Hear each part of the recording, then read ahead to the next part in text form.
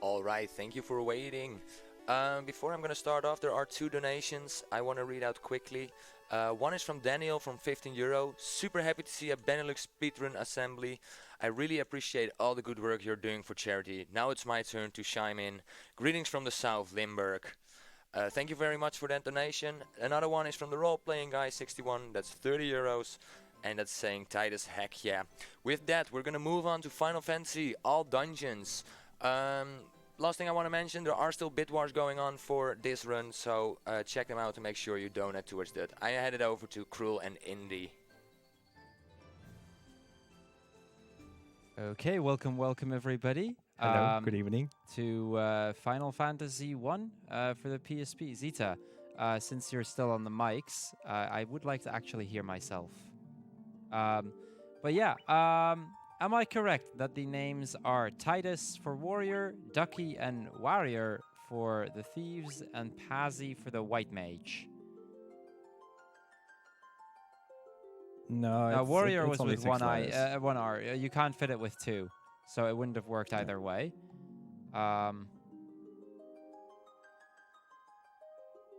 Yeah, I'm good. This is fine. See, and Warrior is Titus, White Mage is Spacey, Thief name is Ducky, and Warrior indeed. Yeah. Nice. Okay, then those are cut off hereby, and we're gonna get started in 5, 4, 3, 2, 1, go. So yeah, welcome everybody to Final Fantasy 1. Yeah, I'm pretty excited. I was a little bit excited a few minutes ago because this was supposed to be a race, but for some reason, tech issues. My cable break, so yeah, we're gonna do a co-op run, so no one wins, no one loses. That's kind of a cool sentiment, isn't it? Nobody winning, nobody losing. So the idea of the co-op run is going to be fairly straightforward. We're going to both do some parts of the run, just hand over the controller to the other person. I'll mainly be doing the bonus part as well as the opening of the game. Indy is going to mainly be doing the main game as well as 2 of the bonus dungeons, 2 of the shorter ones. Regarding the incentives, just so that everybody is aware as to what's going to be happening with incentives, the names, as you might imagine, are already cut off. Those aren't going to be doing anything for us anymore since we had to choose them just now. Earthgift Shrine will be the first one coming up. That'll be around, I'd say, like an hour or so, hour and a half, somewhere around that. Then we're cutting the incentive as we enter Earthgift Shrine. Hellfire, pretty much the same story. The first one cutting off as we enter the dungeon, the second one being cut off as we kill the first boss.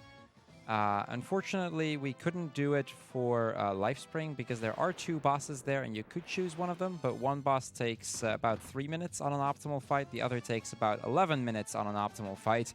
So you can it's actually not right, it's a little bit less than that, but there is a huge difference in length between the 2 fights. So all things considered, we figured we're going for the more cool, more interesting, and significantly faster boss, Shinryu. And we're also going for the more interesting category. All dungeons is not an official category. Usually we have any percent on bosses. All bosses, every bonus dungeon, and defeat all the bosses, but in some of them we actually have to go multiple times. For example, Earthgift, we have to go 4 times in. Hellfire and Lifestream have to enter 2 times. But since the dungeon itself is mostly the same, we have to go for all dungeons, which is shorter. You still see the dungeon, and we have some very cool bid wars. Okay, so bosses from other Final Fantasies. Yeah, exactly. So to recap a little bit on what's going on, we just killed the very first boss of the game already. That was Garland. He is both the first and last boss of the game, and he's a pushover on both occasions. What we did at the start of the game, you've seen us do a few what we call equipment glitches. Basically, what's going on is we try to equip an item, but on the very same frame that we go into the item menu, we switch characters to either the right or the left, which, because of the memory settings, is then on a different kind of item.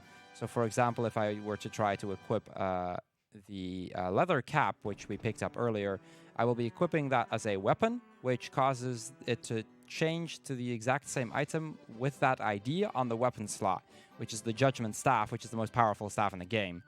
As a result of that, we now have plenty of heal items because we sold the Knight's Armor. We have Knight's Armors on everybody, on their gloves. Believe it or not, they're carrying Knight's Armors as a glove. They all have Judgment Staffs, the most powerful staff. And basically, right at this point, we're just completely invincible. We will be adjusting things a little bit, and there will be better equipment later on, but for the start of the run, this will suffice. Just like Glitch, we can do a whole bunch of shenanigans, and it's pretty cool, and it's also the reason why FF1 PSP is one of the best categories in terms of FF1. The equipment glitch might be frame perfect, but it is still very easy to learn the route itself, and all dungeons or all bosses is also very super interesting category. Yeah, there is a big difference between the All Dungeons category and All Bosses category compared to the Any Percent category. Any Percent is very, very luck-based, more than anything else. It's heavily reliant on the encounter rate because there's virtually no other randomness aside from some minor stuff on bosses. All Dungeons and All Bosses, on the other hand, is a very execution-based category, despite that 1 hour and 40 minutes of the Any Percent part being the exact same. That's the result of the bonus dungeons being incredibly skill-based for the most, because all of the floors appear in random orders with random spawn points. You might be thinking, oh, that's a lot of randomness, but a lot of it means that it comes down to being able to very quickly recognize which floor you're on and to respond appropriately. And by doing that, you can cut down the time a lot. It's still very luck-based, and there are still a lot of luck elements. But it does mean that there's a lot more execution in this run than there is in the Any Percent run, just at least in the knowledge aspect. These are the pirates, by the way. Second boss of the game, as you can tell, very, very difficult boss right there. We just used one of our weapons as an item, which triggers the secondary ability, which for the Judgment Staff is the Black Mage spell called Flare, which is the most powerful black magic spell in the game, which gets us a ship. And now that that's done, we can leave Provoca, and we're gonna move on. Lots of side questing to do, don't we, Indy? Yeah, at the start it's like a whole big fetch quest. Maybe we can a little bit explain about the story. So we are the 4 warriors of light, and the 4 elemental fiends have they are threatening the world. The earth elemental Lich, the fire elemental Merolith, the water elemental Kraken, and the wind elemental Tiamat. And yeah, they are threatening the world with their elements, and we're trying to defeat them. But currently we are we're in a very closed area, and we need to get a bunch of items, trade them, get new items in order to get access to the actual ocean where our journey can start. Currently we're going to the Marsh Cave because the castle we just passed was the Elfen Castle, and that castle, there's the prince sleeping with a curse, and we have to try to break that curse. But for that we need a medicine. That medicine we get from a witch. That witch can't see anything, so we have to find her eyes. Those eyes were stolen by an evil elf king. That one we have to first we have to kill his how do you call it, his disguise, but in order to actually speak to him, we have to find a crown, which we're going to pick up in the next dungeon, which is a pretty short dungeon and usually encounter low dungeon. So this is one of the dungeons with the lowest encounter rate. On average, throughout the entire dungeon, you get about 2 encounters on both the way in and out in total. So there's really not a whole lot in this dungeon. all we're really here for is that crown. There is one set encounter that we're guaranteed to get, which is a bunch of Pisco demons. Spike tile. Yeah, it's a spiked tile, and this is the first occasion of a spiked tile. Spiked tiles basically means they're tiles where you're guaranteed to get an encounter. It's also, we're going to be using a different spike tile later on to actually grind out our levels. Indy will be doing, among others, that part. I guess I'll just hand it to you during the Lich fight. Yeah. The Lich is the first big boss in the game. But yeah, basically those elemental archfiends, they've been sent here from 2,000 years into the past by Garland, the guy we just fought. And we're kind of in a time... Oh, crap. Now you see why it's a spike tile. Every time we step on that Yeah. tile, we get a fight. Now, normally you're not supposed to do this fight twice. Luckily, you know, we're actually really good time-wise for the early game. I generally, you want to pick up the crown before the 10-minute mark, and even with that extra fight, and, well, with that, the extra level, we still managed to get the crown very early on. So this is actually a really good opening so far. Yeah. I mean, worst case would be you go into the fight and then just run away without picking the crown. There are several items you have to like pick up, then leave the dungeon again. And if you forget to pick up the item, this can cost you a lot. But at this point, Cruel and I, we should be able to not forget it. I mean, it happened to me before, I think, but... Yeah, for the any percent part for me, it's almost entirely muscle memory. Yeah. Back when the Final Fantasy tournament was going on, I actually got a good chance to de-rust this a good bit. And you actually won that. Yeah, I actually won that. I got back into shape for that, for that. So the any percent part shouldn't be a big problem. All bosses is the category that I enjoyed the most. And also the category that if I ever run this, it's usually at least, you know, an all dungeons, all bosses, full bestiary kind of setting. Just because the bonus dungeons are really, really fun. The any percent part, in my opinion, is pretty boring for the most. At least to run it, it's a really easy game, by the way. You know, it's a good starter speed run if you're ever looking into speedrunning RPGs. But it is not all that interesting after the first few runs, if you ask me. But the old dungeons part, because of the fact that the dungeons are all, like, floors are in random order, you don't know what to expect, they keep you on your toes. So yeah, we had the crown. This is the Dark Elf Astos, and we're coming up on one of the fights that I actually did a lot for. It's a little bit different in all bosses than it is in any percent. In any percent, you use physical attacks with your with the ninja and warrior, which you only have one of at that point. And you use spells with the black mage and white mage. Oh, that's bad. Death is annoying. To explain how the XP work in this game, you get a set amount, and depending on how many characters are alive at the end of the fight, those characters get, like, or the XP gets split for the living characters. So in that moment, all the three characters get a little bit more XP than they would with the white mage living. But the white mage doesn't get any XP, which is kind of bad because we need to grind levels out for the white mage anyway. So the grinding might take a little bit longer later on. It shouldn't really. This might cause us to have to do one extra fight, but because we kind of have to keep both the thieves alive anyway for grinding, because the all bosses grind is quite a bit different from any percent, it's one of those cases of it'll probably work out. I mean, it's not that big of a deal. Usually in like any percent and all bosses, I hope for the warrior to die. Yeah, the warrior is the least bad one to die. Ideally, you want nobody to die, because it means the fight takes longer.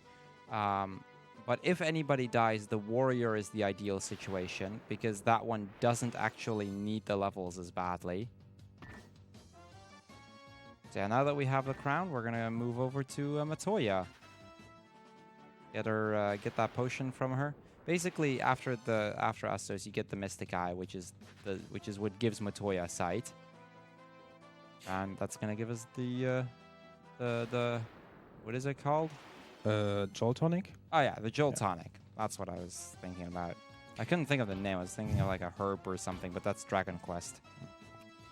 Also, something you will notice that we get a lot more encounters in the forest. That's just because of the encounter rate in the forest is way higher than on the normal field. If we're dry or if we're on the ship, then the encounter rate is even lower than on the grass. So we might be lucky and don't get an encounter. Or we get stuff like this, and sharks are among the worst options because they're painfully slow. There are ways to help us run from enemies, which we're going to be using quite a lot, but yeah, we don't actually have access to it just yet. Yeah, we're trying to run as fast as we can on the world map, but also try to avoid the forest as much as we can. Yeah, you'll notice it a lot that whenever possible, you try to avoid a forest tile or two. I want to talk about that port right there because that's an interesting one. Oh yeah. So we just parked the ship on the dock, and actually, when we walk up the dock, there's no chance of us getting an encounter. So we can park it very far away and can walk on the dock, and we don't get any encounters there. And yeah, next up we are reaching Matoja's cave, and this is like one of the first or first places where we also encounter something like NPC luck, because those broomsticks can be very, very evil. I remember a French runner by the name of Asabe. He actually once lost a record he was off by just a few seconds because a broom got stuck in the doorway for like 20 seconds or something like that. Well, this is exactly what we mean. Broomstick monka ass. That is not something you actually see a lot. It's very rare to actually have a broom get stuck in the door. Luckily, you got out pretty quickly, but yeah, brooms in a nutshell right there. Something we also want to mention is that there are 3 different types of encounters we can get. We can normal encounters like this. We can get preemptives, which mean we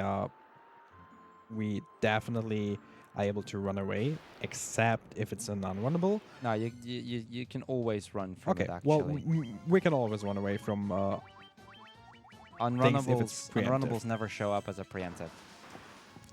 Okay, but I mean, my point still stands. Yeah, in theory, you could run from them if it was a preemptive, but I think it's never happened. Somewhere I recall that I once had it with a Minotaur zombie back in the early day, but you know, knowing what I know now, if I had that, I now would have probably clipped that happening, but I haven't seen it happen since. So I also can't really remember. But yeah, and then we have ambushes. Ambushes are our best friends, right? Oh god. Ambushes are the worst. Because that means the enemies will attack before you, and if you get an encounter with 9 enemies, it takes a while until you can actually do something. So here we're giving over the Joel Tonic. The Elven Prince wakes up, and in return we get the Mystic Key, which allows us to open up treasures and doors that are usually closed. And we're actually gonna check out the treasure chamber of the Elven Castle, and we're gonna do our next equipment glitch. Actually, one of the, at least in my opinion, one of the more difficult ones. Yeah, this is definitely among the more technical ones, mainly because we're gonna glitch 12 items in total. So let's see how we're gonna do it. These are items that'll help us run away. That's the main reason we want this.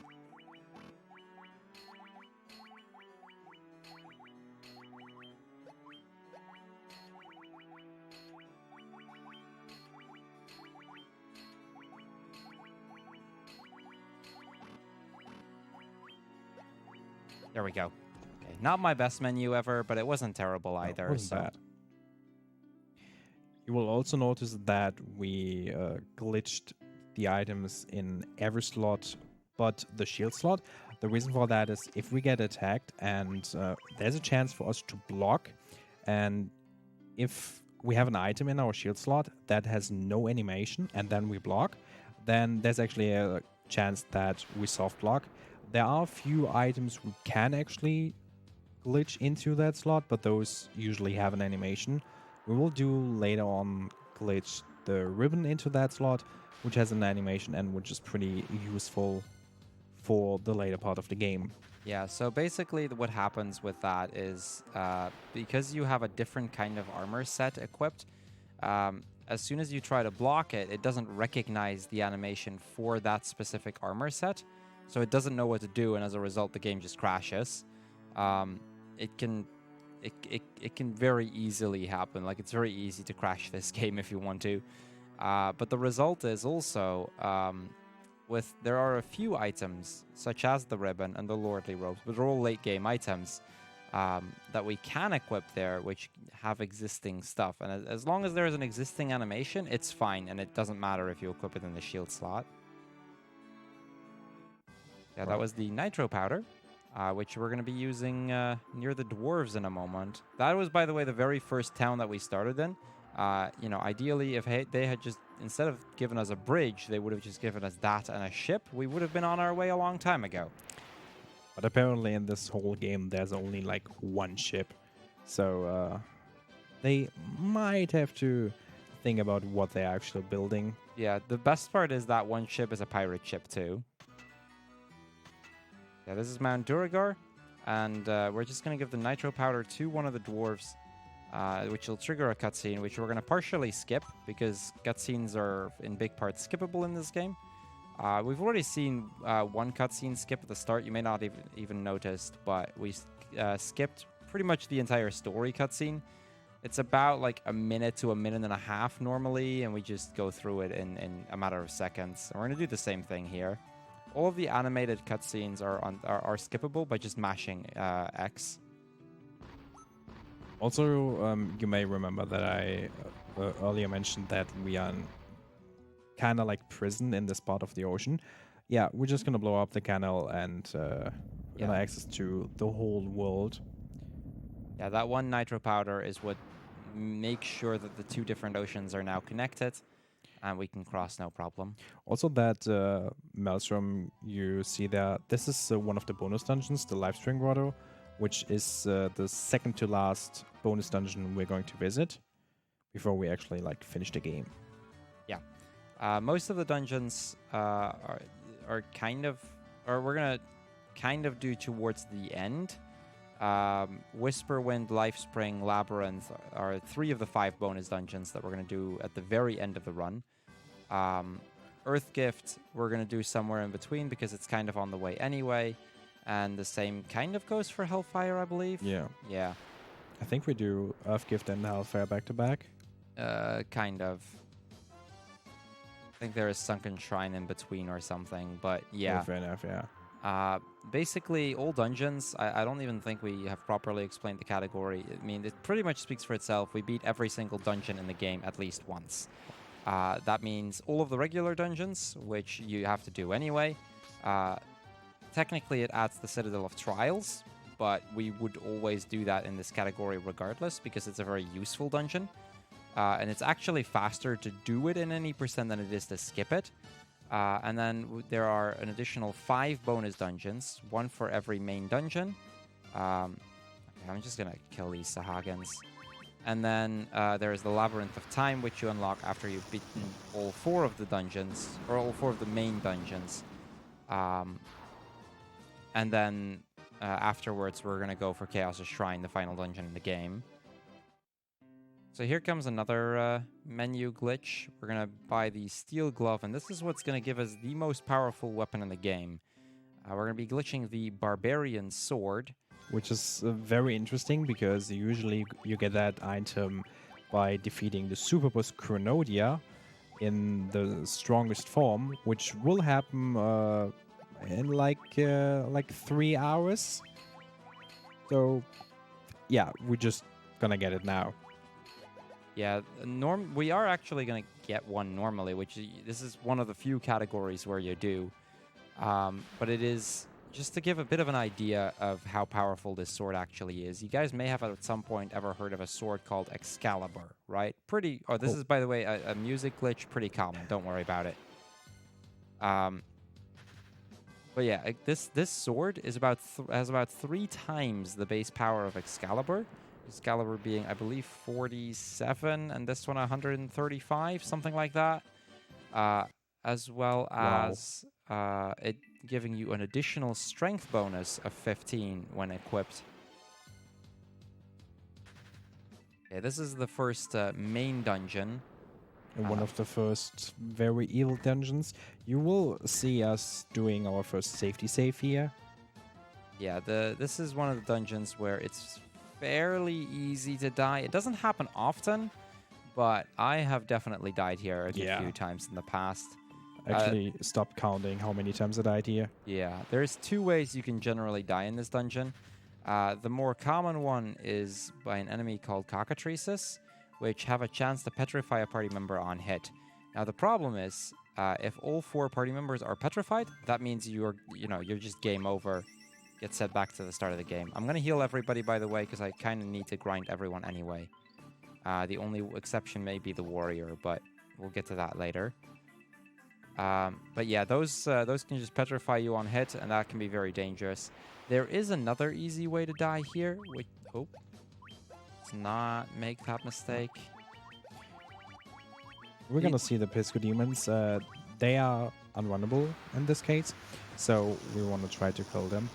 And something you will also see is that depending on the amount of enemies or unrunnables we have in that fight, we either use the Judgment Staff or just do normal attacks.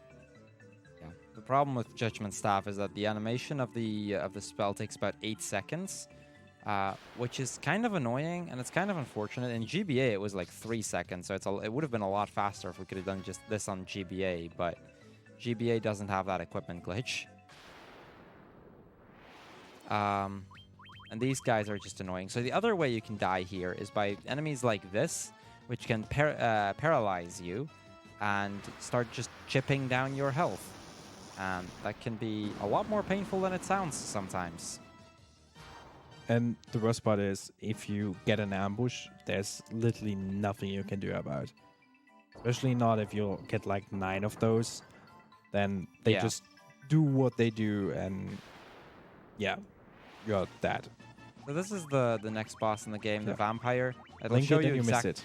Yeah, that was the vampire.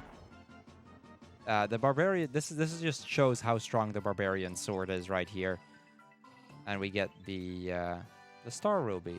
And now that we're all done with that, we're gonna go all the way back out of the dungeon again. There is a way that we could have actually skipped the way back, because you saw the ship, and there's a minigame on the ship which is called 15 puzzles. And if you do that puzzle fast enough, there's I think 1 in 6 chance to get an item called emergency exit. You can compare it to an escape rope in Pokemon, which basically gets you out of the dungeon. And if you get the emergency exit on first try, I think it wastes like 30 seconds or so. Yeah, basically if you get it first try, you save about a minute or so with it. If you get it second try, you save about 20 to 30 seconds. If you get it after that, it would have been slower. Yeah. And it's a 1 in 6. So that's kind of the problem with it. If it's only really worth it if you get it within 2 tries, and it being a 1 in 6, that's not very likely, which is also why it's almost always the case that in a marathon setting or in a race setting, or even for a lot of PB attempts, you'll just skip out on it and just forgo actually getting that item, because more often than not, it's just not worth it. When going for a I don't even believe the current world record uses it. When going for a record nowadays, you'll probably want it, but there are so many other luck elements involved that even if you do get it, it doesn't necessarily immediately mean you'll actually be able to just get that. Also, what we should mention at that point is that there are a few different routes. We use a more traditional route, but that route is not slower. I mean, Cruel has participated in the last Total Chaos tournament, which is basically the FF1 PSP any percent tournament, and he actually managed to win the tournament with the old route and have beaten all of the people who were using the newer route, which is It's on average, and it's on faster. average it's faster. The difference but in the routes there is the newer route is safer and more consistent, whereas the older route is technically speaking faster, but a lot more volatile. So most people will go for the more consistent, safer route. I tend to go for the much older, more volatile route there.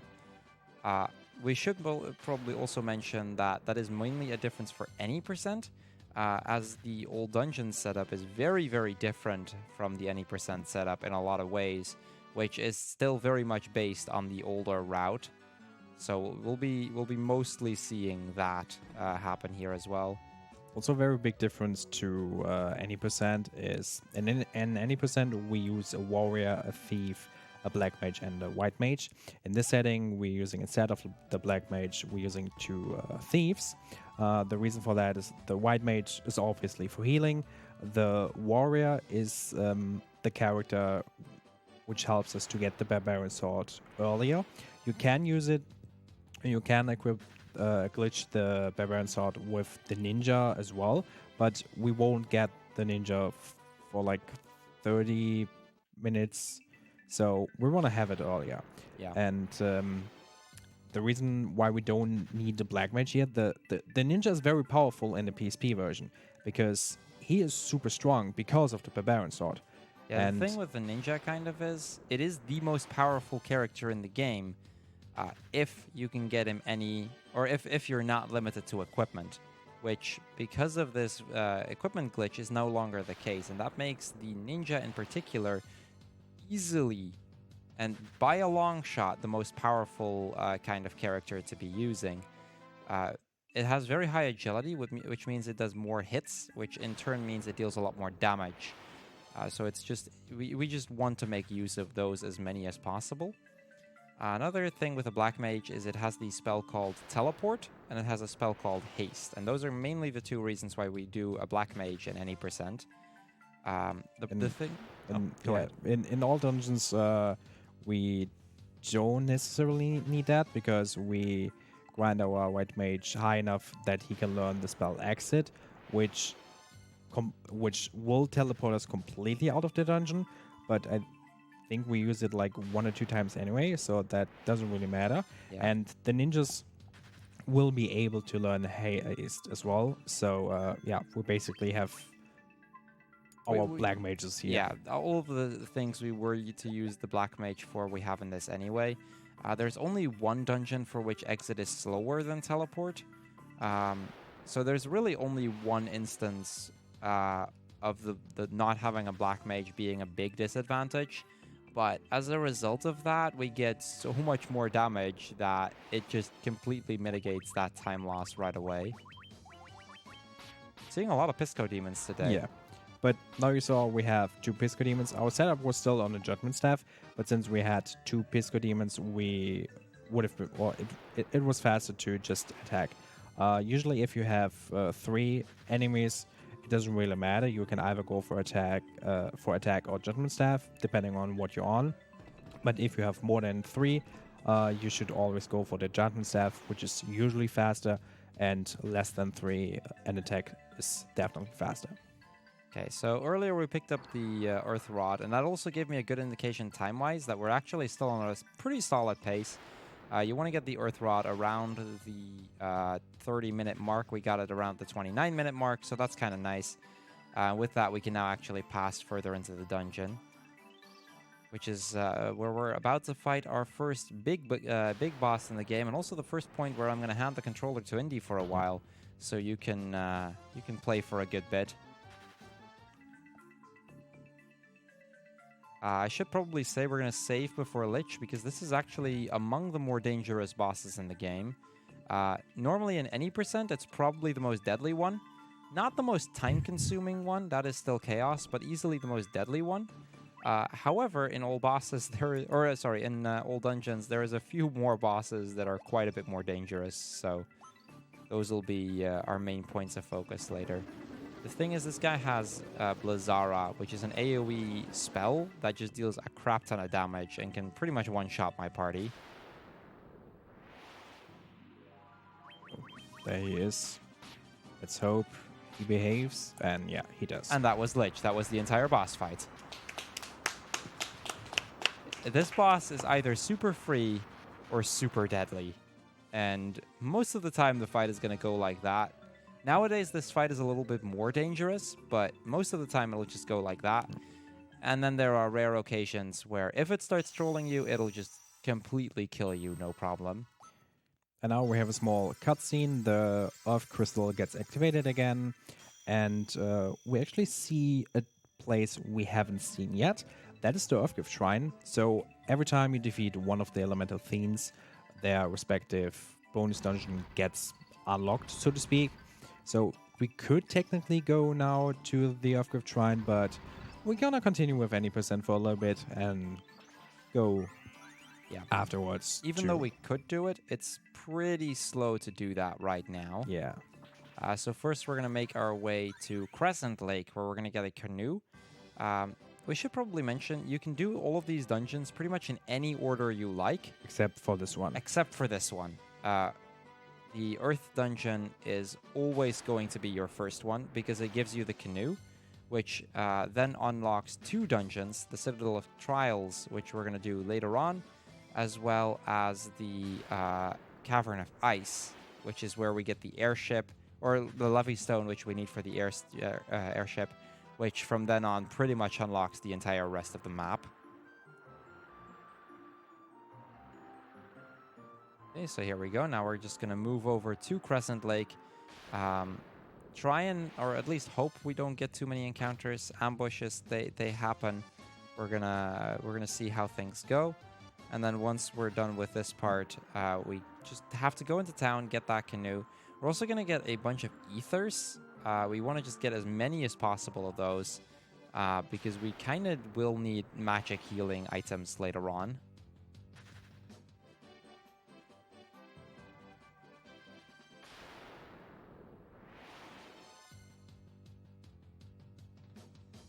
Yeah, and it is very convenient that around the Crescent Lake there's a lot of forest. We get a lot of encounters. Yeah, this is one of those parts where you can just get trolled a lot by enemies. We're also going to get one other item, the Mithril Axe, which we're going to glitch into some black garbs, which will help us run away from enemies even more. We're not going to equip it to everybody, but we are going to equip it to a few characters just to make running away from enemies a little bit easier.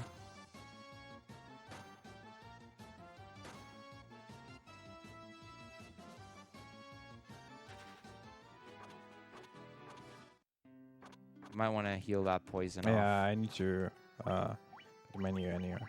41 or more. Just buy a 99. Okay. It's all dungeons. Yeah, here we get the Mithril Axe. As you can see, only the warrior can equip it, so we can only glitch it using the warrior.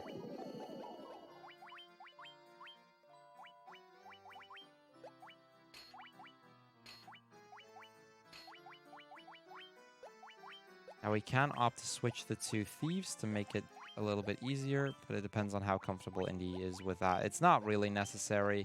It's pretty much just runner preference if you do 1 thief or 2.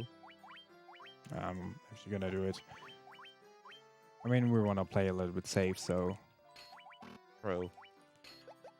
So yeah, that is really one of those cases where it's runner preference as to what you do. You can either opt to get that as well, or you can opt to just forego on it and not get it. And it doesn't really make a big difference. One is a bit more risky, the other is a bit slower but more consistent. It's kind of you're kind of always balancing those 2 things, consistency versus speed. And that goes for this run in particular. So yeah, with that we're going to move on to the next dungeon, which is going to be the Ice Dungeon, Cavern of Ice. Cavern of Ice is probably among the most deadly dungeons in the game by quite a long shot. Want to talk about how much can kill you there? Yeah. So basically everything. There are like so many things. There are Pisco demons, where once again you can't run away from. There are undead enemies who can paralock you. There are Pisco demons who can petrify you. There That's are the mind flayers. You said Pisco demons again. oh, It's fine. I was but actually yeah, talking mind about flayers the who cockatrices. can. Oh, the Yeah, cockatrices. because petrifying. Oh, right. Yeah, we have the mind flayers who can also be very deadly. We Yeah, have basically, mind flayers can kill a party member on hit. we have the black wizard, which can Yeah, Dark Yep, Wizard, oh, which Dark has Wizard, Faraga, yeah. which can also kill you very quickly. There is White Dragons as well with Oh. Ice Storm. Basically, like there's a 1 in 64 White Dragon, which can kill you. A 3 in 64 Dark Wizard, which can kill you. A 6 in 64 Mind Flayer, which can kill you. And then just about everything else is either slowing you down or has the chance of petrification or paralysis. So we're going to just save right away as we enter the dungeon. This one, yeah. Yeah, just save it on file 1. Because this is really one of those places where we want to watch out. We want to not die more than anything else. And there's a lot of stuff that even if it doesn't kill you, it'll generally slow you down, so it's still annoying. So there's the cockatrice's petrification on hit. We don't have immunity from that just yet, so it's the first example of an enemy that could kill you. Mummies can put you to sleep as well, which can slow you down even more. Okay, floor 2, let's see what we get. So these can all paralyze you.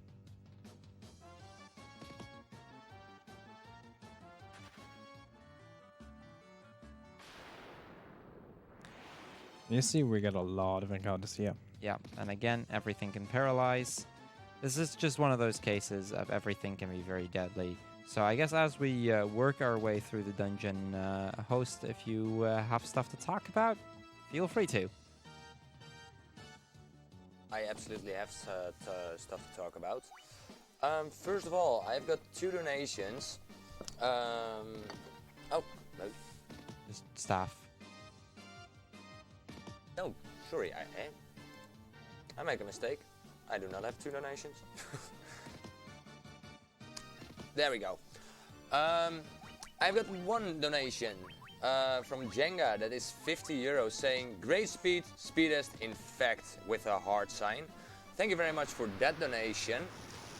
And with that, yeah, we are raising money for the Dutch Cancer Society, which is a nationwide organization committed to fight cancer while aiming for more cure and a high quality of life for those already battling the disease. 95% of your donations 95% of your donations will go to the Dutch Cancer Society. The other 5 will help improve BSG. Okay, so this is another unrunnable attack. Don't staff. This doesn't die to staff. The ice, I guess, at this point does not die to a judgment staff, sadly. So it's always faster to just physically attack this. The damage range we got just now on that green specter. It's a damage range. It's likely to hit it, but we got unlucky there. Very unlucky. And I'm kind of getting flashbacks now. It'll be okay. We're doing this together now, Indy.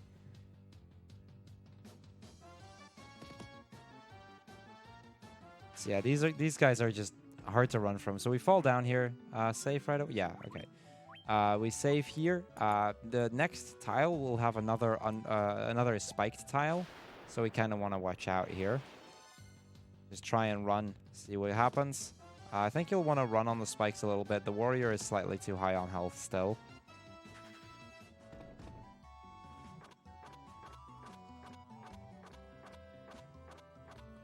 That'll probably do. Yeah, 68, that'll do. So just potion everybody else, so we should be good. Basically, we're going to set up the grind in such a way that we're going to first and foremost grind out all of the thieves to level 24. And then once the thieves are grinded out to 24, we're going to have them die off and grind just the white mage all the way to level 33, because that's the level we need for Hilaga later on. Now, in a very old route of this game, we actually used to get Hilaga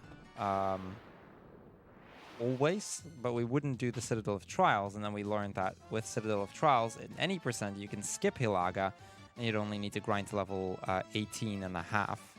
But unfortunately for all dungeons, we very much still need to use that spell. So yeah, this has been a pretty slow Cavern of Ice, but it happens. Right here, there's another one of those places where we're going to save. Throughout the grind, we're probably going to save once or twice just to make sure that we keep up with the progress. And this is another spike tile. This is a mini-boss called the Evil Eye. The first thing we're going to do is we're going to wait for the warrior to die. There we go. Perfect. Perfect. It's might be better to just have one of the thieves attack, have the others defend. It saves a few frames every fight. And we get the Levy Stone, which we need in order to get the airship later on. So yeah, just a bunch of grinding to do. And while we're grinding, I guess I might as well talk a little bit about how the both just do attack, defend, defend. Okay. Until you switch to White Mage. And then so that we talk about a little bit about how we even got into this category. Because this is quite a unique category in many ways. Way back when I was still pretty new to this game in general, there was a category for the NES version, which was all monsters. It was only run by one person. It was not something that was commonly done, but we figured, this could be fun to look into if this would be viable for PSP. Then we learned that to complete the bestiary, we'd need to do the Labyrinth of Time not once, but 8 times. And it's a 30-minute dungeon that is done optimally. On the longer end, it's closer to an hour. So you would be looking at 5 or so hours of just that one dungeon. And we were like, yeah, okay, no, we're not going to do that. And so we created the category All Bosses with just one version of Chronodia, the boss of Labyrinth of Time, and just finish it up with that. By now, I should say that I have done full bestiary, and it is a category that exists, but that's a different story altogether. Now, as for you, Indy, how did you get in this? Well, when I started with any percent, I was really enjoying it because the game was really fun. But at some point, I was like, okay, I want to go more into this game, and since there was all bosses, I thought like, it would be interesting to still do the game I know, but do a little bit more of it. And I think it was like half a year ago when we actually decided to do an all bosses race. So Cruel came to my place, and I did my very first run with his help, and granted, you were a little bit rusty, but we actually finished quite like 5 minutes apart. Yeah, I think we finished within minutes apart. I definitely didn't have my best run ever, and I was very rusty, which, like we said, matters in this category. But because of that, it was actually a pretty interesting and pretty close race on that one. And then we figured out, hey, we maybe could submit it to BSG, and Cruel came with the idea, yeah, we could also do all dungeons, which is basically all bosses, but just way faster. It's way faster, and generally just a lot more interesting as well. And we have some very cool bid wars for you guys. Just staff. Yeah. All right. With that, might I interrupt you guys for one moment for a donation? Sure, go ahead. Wonderful. I've got one donation from Bamboo Shadow from 25 euros saying Lufia 2 later PogChamp. Thank you for that donation. And I heard Indy already mentioning the bid wars. The bid wars that are left are Earthgift Shrine boss name. Not the boss name, but the boss that we're fighting. Oh, my bad. Sorry, the boss you're fighting. Then we also have the Hellfire Gasm first boss. And we've got the Hellfire Gasm second boss. So throw those donations in. You can still make everything happen with these bid wars. Yeah, because as we mentioned, at the end of the Earthgift Shrine, the Earthgift Shrine only has 5 floors. And at the end, you can fight one of 4 bosses, which are from FF3. We have Echidna, we have Cerberus, the two-headed dragon, and Ahriman. But once you went into the boss room, the door gets locked and you have to fight the boss. And then when you want to leave the dungeon, you will get warped back to the entrance. So you have to do the entire dungeon again. And since we're doing all dungeons and we're gonna do every dungeon only once, well, there are 4 bosses and you can basically choose which one we're going to fight.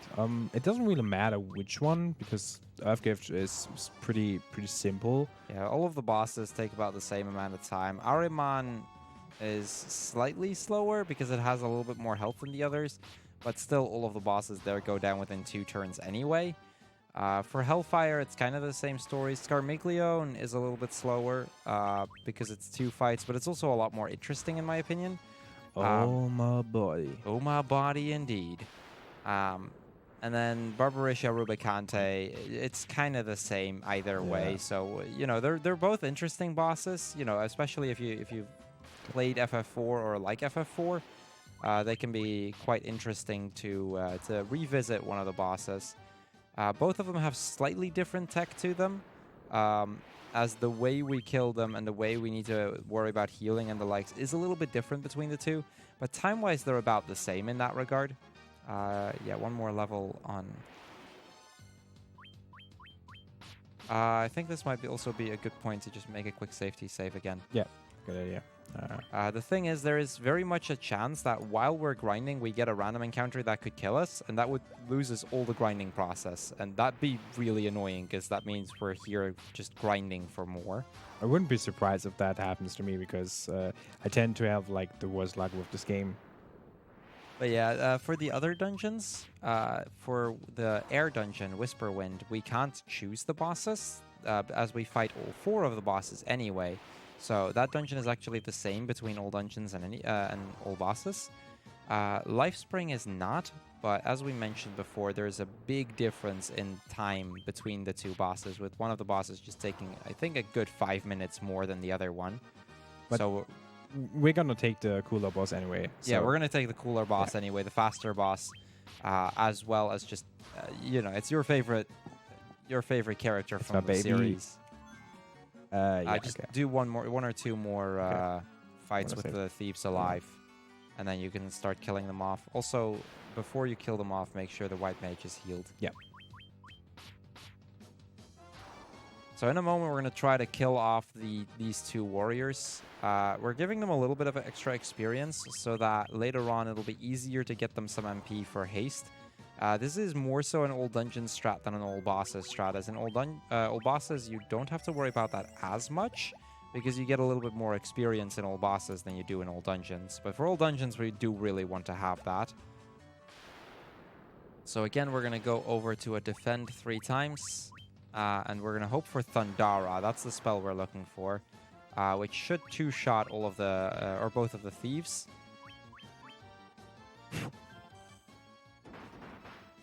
Okay, still fine. We do have to watch out for stuff like petrification and paralysis. Okay, that's still fine, because we want to make sure that the white mage lives through this fight. Okay. Also, something we haven't mentioned is the order of the party members, because that one's actually pretty important. Right. We put the warrior, basically the way that Final Fantasy did that. In most Final Fantasy games, you have a thing called back rows and front rows. However, back in Final Fantasy 1, they didn't quite have that. Okay, kill it. They didn't just have that quite yet. So instead, what they did is they decided to make the very first party member the more likely one to get hit. So basically what happens is the first party member is about 50% to get hit. The second one is about 25%. And the last 2 are about 12.5% each. As a result, we want to put like the characters that are just meant for, you know, healing and the likes, your mages. You want to put those towards the end of the party, and that's mostly just to make sure that, you know, your mages don't get hit all the time. The warrior is more so a tank character than anything else. And as a result, we just put him in the front to ensure that they are the ones taking the hits, rather than having my mages or just in general my more vulnerable characters take those hits. So right now we're going to grind out the white mage all the way to level 33. Now note that because all of the other 3 party members are dead, effectively the white mage gets as much experience from 1 evil eye than it would normally from 4 had everybody been alive. So we get experience rather quickly here, and it'll still work out quite quickly, or quite well as a result. There's also a little bit RNG in the character development, because when you level up, you get stats, and you get either like the minimum stat or the maximum stat. So either like 2 HP or 20, for example. Yeah, and that's kind of especially going to play into, or going to come into play for the thieves, where depending on how much they get, there's a chance that they'll either be very high in HP and it'll just work out the way we want to, or they can be very low in HP and it can actually be problematic later on in the run. Right now, I think we're all right, but it's been a while since I've done a full All Dungeons run and actually paid much attention to it, so... but I think we should be good in general. Okay, so this is a white dragon. Double dragon. These are, yeah, we call them double dragons sometimes as a reference to another runner, a Canadian runner named Double Drop, who, well, let's just say has lost a lot of runs to white dragons there. They're not super dangerous anymore because the white mage has so much HP already, but they can still be quite a pain.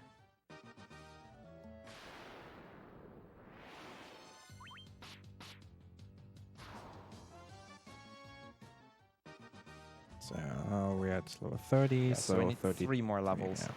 So, yeah, just a little bit more, and then we're done grinding. This is, by the way, the only grind section in the entire run. We're not going to be grinding beyond this point. We've kind of narrowed it down to just this one area in the game to kind of limit or at least how much grinding we have to do. We do have a grind section in any percent as well, but that is usually like 1.5, 2 minutes at Yeah, most. any percent has virtually no grinding anymore. It's one of those cases of we still have to grind a little bit sometimes, because we need some levels somewhere. But for RPG standards, this game in general really doesn't have a lot of grinding to it. Even in the old bosses category, in like the 4 hours that run is, there is only about like 10 minutes where you actually grind. The rest is all just that. So 1 more level, and then we're good. Then we're gonna revive. There we go. There We can revive, we save, and with that we can be on our way again. One thing we haven't really mentioned, by the way, is you may have noticed that we're mashing through it when healing. We're actually canceling the animations of the heal items by just using another heal item. Because we have so many, we can just, it's really not a big deal. Right, now we're going back out of the dungeon. And since we picked up the Levy Stone, we might want to get ourselves an airship. Yeah, so our next stop is just to get the airship, which opens up pretty much the entirety of the map. We're first going to go to the Citadel of Trials, which is the dungeon that was already open to us on the very last tile. And an ambush as well. That's really unfortunate. But yeah, there you see one of those petrification situations, which sometimes happens. It should still be no problem to run from this, though.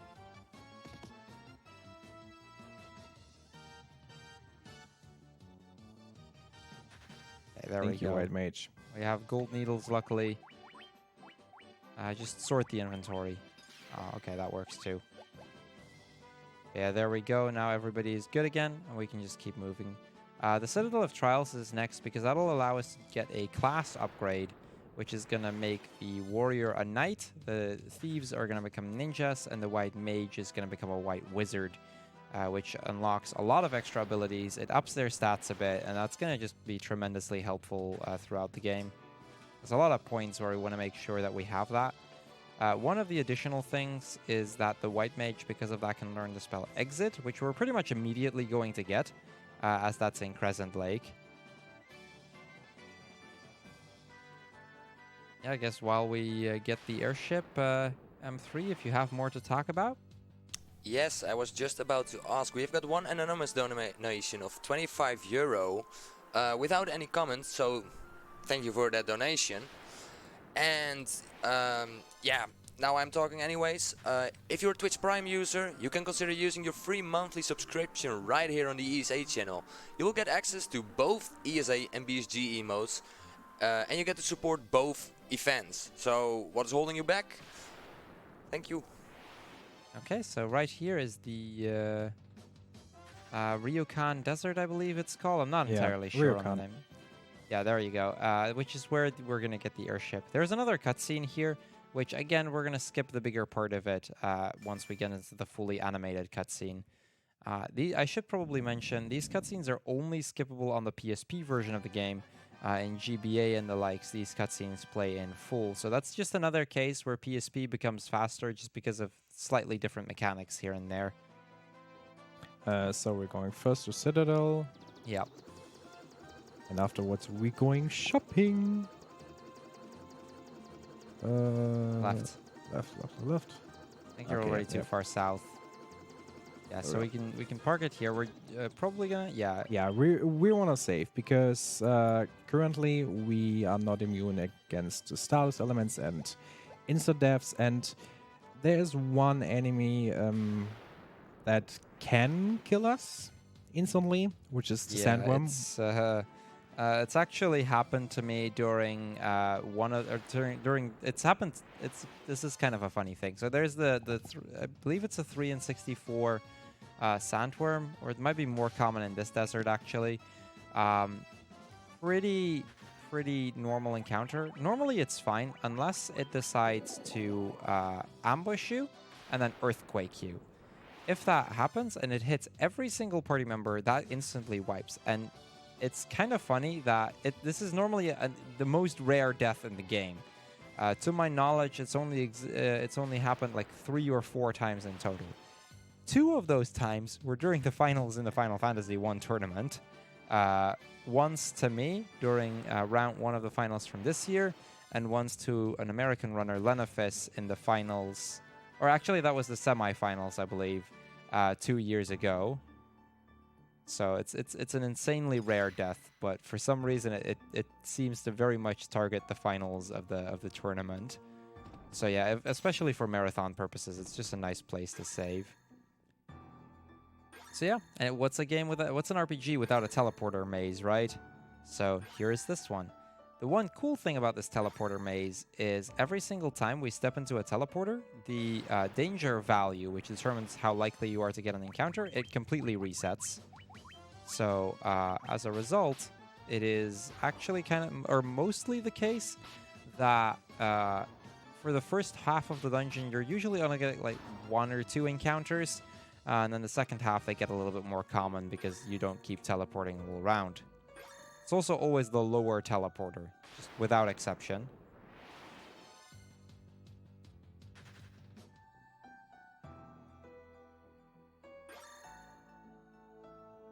So once we're up on this floor, there's another spike tile coming up with nightmares, which we're generally going to kill unless it's a preemptive.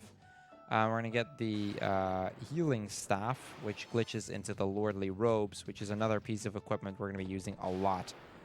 The lordly robe adds 20 intelligence to for every single one that you carry, and as a result, you get a lot of healing out of that item.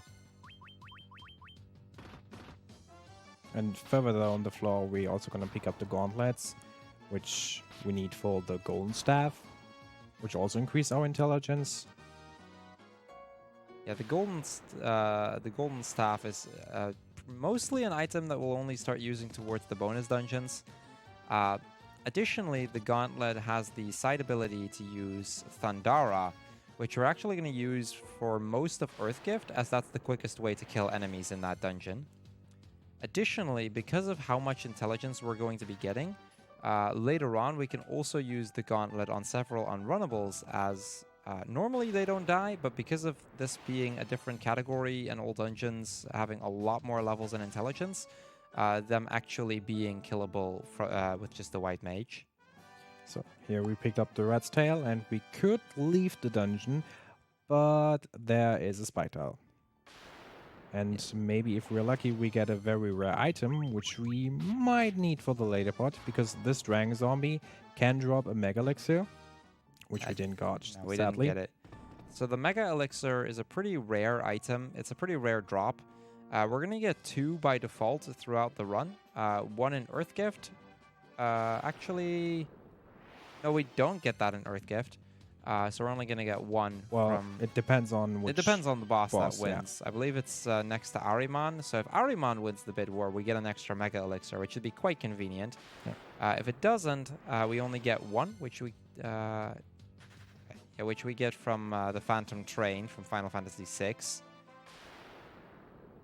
That one we're guaranteed to get, and we'll use that mostly for Chronodia later on. That's an unfortunate. These enemies around here tend to be kind of annoying to run from. We're going to get ways of increasing our run chances again later on, but we're not quite at that point just yet.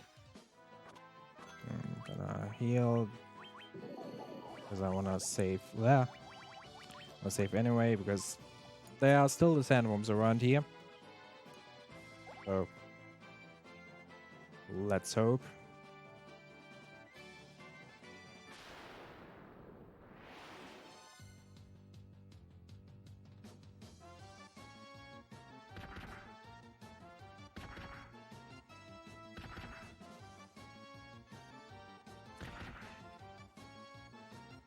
Can I say that I really love this game? Yeah, this is how the game can sometimes just decide to troll you. There's nothing you can do. But yeah, and right now we're gonna first upgrade our classes. So right here on the left, there's a few islands. This one. Yeah, that one. The island south of here, that one immediately south, actually has Hellfire, which we can't enter yet. We haven't unlocked the dungeon just yet.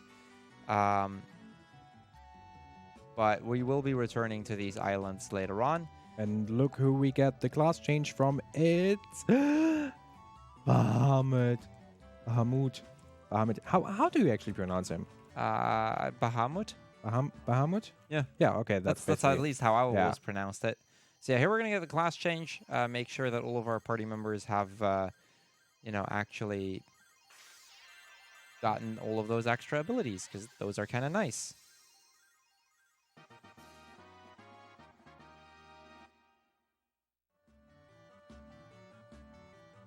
Now that we have that, we actually are going to make our stop in Melmond, and we can immediately after go for Earth Gift if we were to want to. I think we're going to leave that for once yeah. we're going towards Tiamat, I think. Once we have the Rosetta Stone. I mean, at least doing the volcano now. Yeah, Gulg is probably better to do just now first. But first, spells. Specifically, we're going to be looking for Hilara. Now, normally we'd also get Teleport, but that's not an option. Did you get Exit, by the way? Not yet. Okay. We'll do. I mean... Yeah, we can get it on our way to Gulg as well. we can get haste now as well. Yeah. So... Back to Elfheim, get the haste for both of the ninjas. And then it's a quick stop in Crescent Lake to get Exit. Yeah.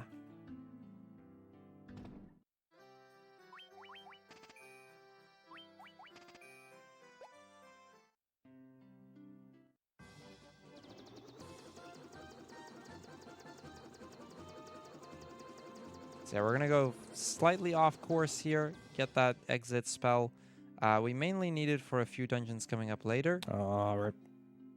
And it's just to get us immediately out of a dungeon so that we don't have to backtrack as much. Right. And on to... Time for the volcano, and we're coming actually to one of my favorite dungeons. I might want to heal everybody with Hilara just to make sure. First, Ether. So, you will see me running on the lava tiles as much as possible, because when we run on the lava tiles, we do get damage, but we won't get any encounters. Yeah, every So lava tile deals one HP worth of damage, but you don't get the encounters, and as a result, it's just really, really fast to just keep doing what we like to call a lava boost. lava boost. So if you're subscribed to BSG or ESA, you can use your Lava boost BSG emote. lava boost. This is one of those places where it's appropriate to use that emote. Yeah. But yeah, you can run. Okay, This isn't I unrunnable. wasn't- There is an ogre mage encounter that is unrunnable, which is why I assume you were doubting yourself a bit there. But you know that this one was runnable because there was a regular ogre there. Otherwise, it would have been one that we needed to kill. Okay, so this is preemptive, immediate run.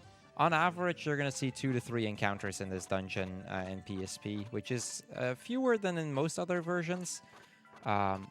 Generally, this dungeon is pretty straightforward, luckily. Speedrun-wise, because of all that lava and because of not really having to worry about random encounters, it becomes a somewhat technical dungeon, but also a really fast dungeon. And that gets us to the second big boss in the game, Merilith.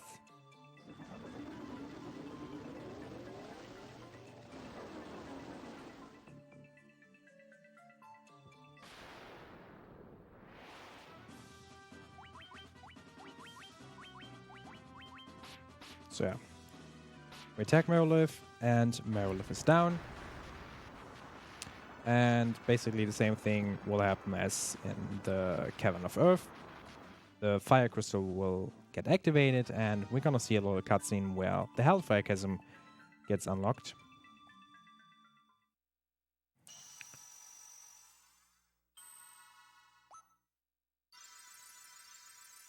Which I do think we're first gonna do all the Sunken Shrine stuff, and after Waterfall. Yeah, gonna go after to the rooms. Waterfall and we have the Rosetta Stone, we're going to go for Earth Gift. We can do Earth Gift, Hellfire, all that stuff. Yeah. So those incentives, we're starting to get a little bit close to starting to close them off. We still have a little bit to go. There's a few places that we're going to do first, but just, if you want to get a specific boss from either FF3 or 4 visible, you'll probably want to get your donations in for that relatively soon. So yeah, next up is the Sunken Shrine, which is the next, or the third big dungeon. Before we go there, we're going to go to the right here to Caravan, where we actually have to buy quite a few items. First, we're going to get the Bottled Fairy, and once we have that, we want to buy about 40 or so items that give us either additional health, so the Giant's Tonics, as well as the Speed Drinks, which will up our amount of attacks. We'll be using those for some of the bosses later on, so just to make sure that A, we stay alive, and B, we deal as much damage as we can.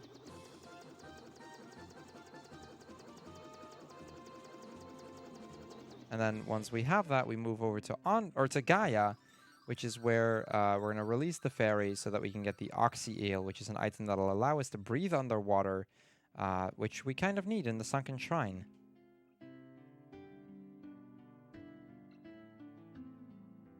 Nice NPC woman, right please. there. There are like so many ways where RNG can troll you. Even the NPCs can just literally hate you. Oh, absolutely. So now we're gonna get the Oxy Ale. And we're gonna use Exit because that's generally faster.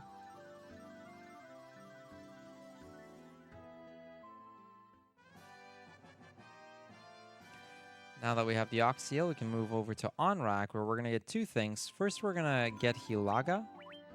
This is the first instance of Exit, by the way. But yeah, we're going to get Hilaga there, which is the most powerful heal spell in the game. And once we have Hilaga, we can go into the Sunken Shrine. And, well, we get the Rosetta Stone there, which we need for a dungeon later on, as well as defeat the third big boss of the game, the water boss, Kraken.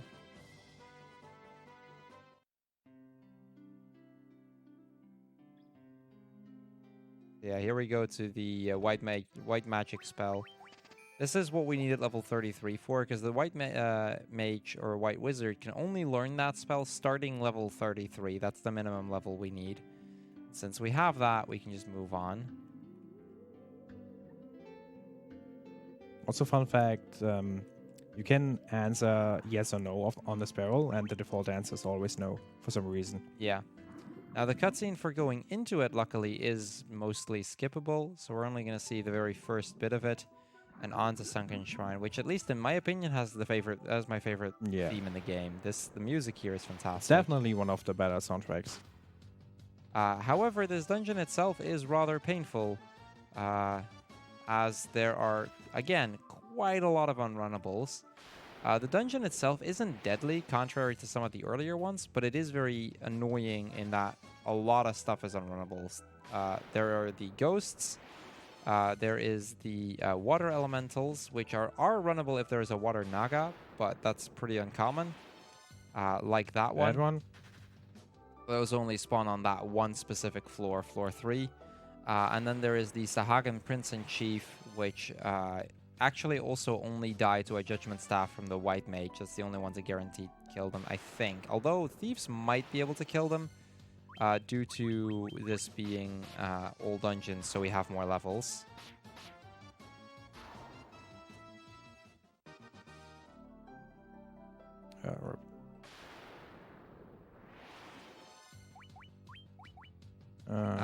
Yeah, you can probably try it. If it doesn't kill the chief, I'm gonna then I just hope it works.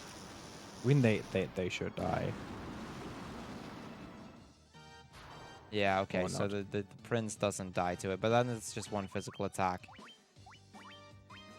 So the white mage is guaranteed to kill because it has more intelligence. I thought the ninjas might have had enough, but this will still kind of work out in that the ninjas tend to be faster than those, so we avoided some animations from their attacks, which kind of evens out the fact that it was a little bit slower because of not getting the one round. Okay, now I'm gonna go for... This is what I mean with avoiding some of their attacks. Unfortunately, the white mage is quite a bit slower, so it probably didn't really lose as much time regardless. But technically, we can save some time on the next floor, because there are no encounters, luckily. Yeah, this one is is just luckily heaven. a lot more lenient in that we can just walk through it no problem. There's also a lot of treasure chests in here, which can be helpful in some of the glitchless categories, but we don't really need it for this specific one. And that gets us the Rosetta Stone. The Rosetta Stone will allow us to learn any language, and we're going to use that to learn Lefenian later, as we need that in order to get to the air dungeon. And this is also the one case where teleport would have been faster than exit. Because teleport brings us back to the last floor, and exit completely enters, brings us out of the dungeon. So, yeah, now we have to re-enter it, but considering all the random encounters, it's faster this way. Yeah, exiting is still significantly faster than walking back. Teleports would be like about half a minute faster here on average, but we save that half a minute no problem just because of the extra attack.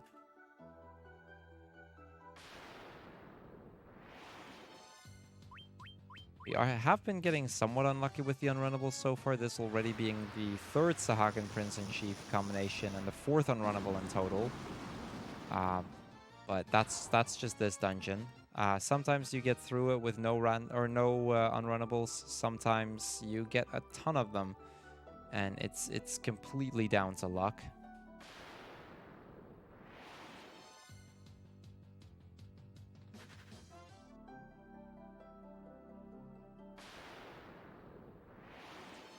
There is another one. There is a pretty technical menu coming up once we hit 2F, because we're gonna get another piece of equipment there.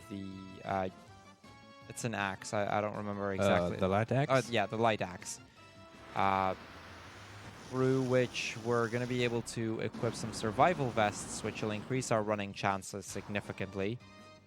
But it's another really big menu as we equip both those survival vests and the lordly robes. So come on, another one? I'm just gonna... It's definitely the better play to do it like that. But this is something else. On average, I think it's 2 to 3 unrunnables over the course of the dungeon. It might be slightly more, but this was 6 or 7 already, which is definitely more than average.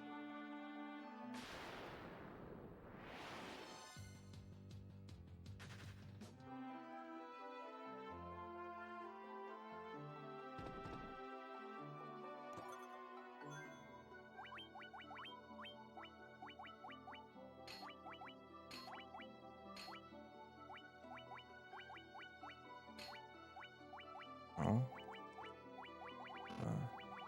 You have to do that from one of the ninjas. Oh, okay, fair enough. But both of the ninjas can do all of the items as well.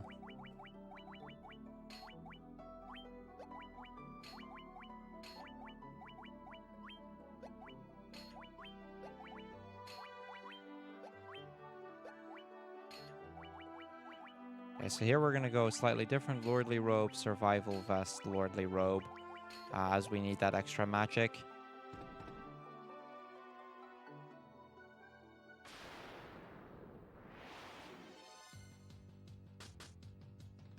Okay, so this is a kind of unfortunate to get an ambush, but here ambushes from runnable encounters generally aren't even that bad, because at least they're still runnable. Especially with a small encounter like that, it usually still ends up being faster.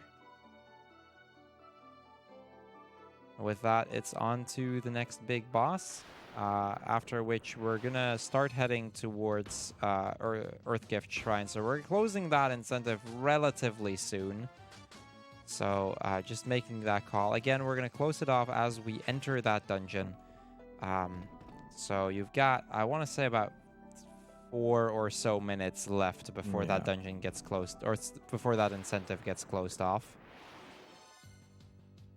Like we said, all the bosses are almost the same lengthwise. Ahriman is a little bit slower, but in general, I don't think there's anything that would be good, better.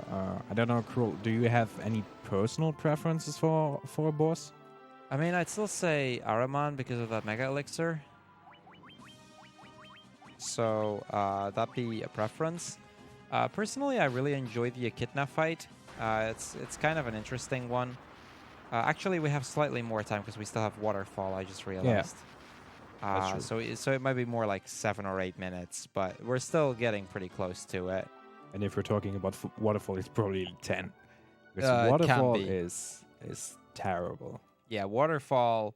So an interesting thing about Waterfall is actually it has the highest encounter rate in the game, and we've actually been able to use that specific encounter rate to find, or to help us with spotting when somebody is using a encounter reduction glitch, or cheat rather.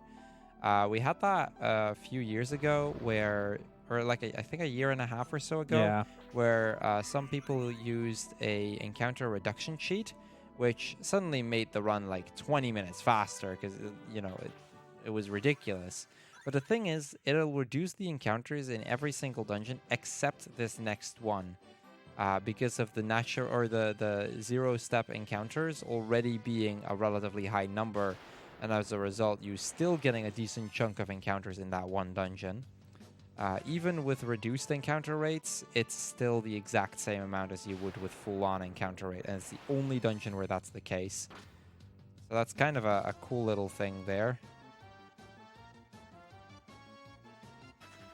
We're also going there for 2 reasons. First of all, we need to pick up the warp cube, which save here, green dragons.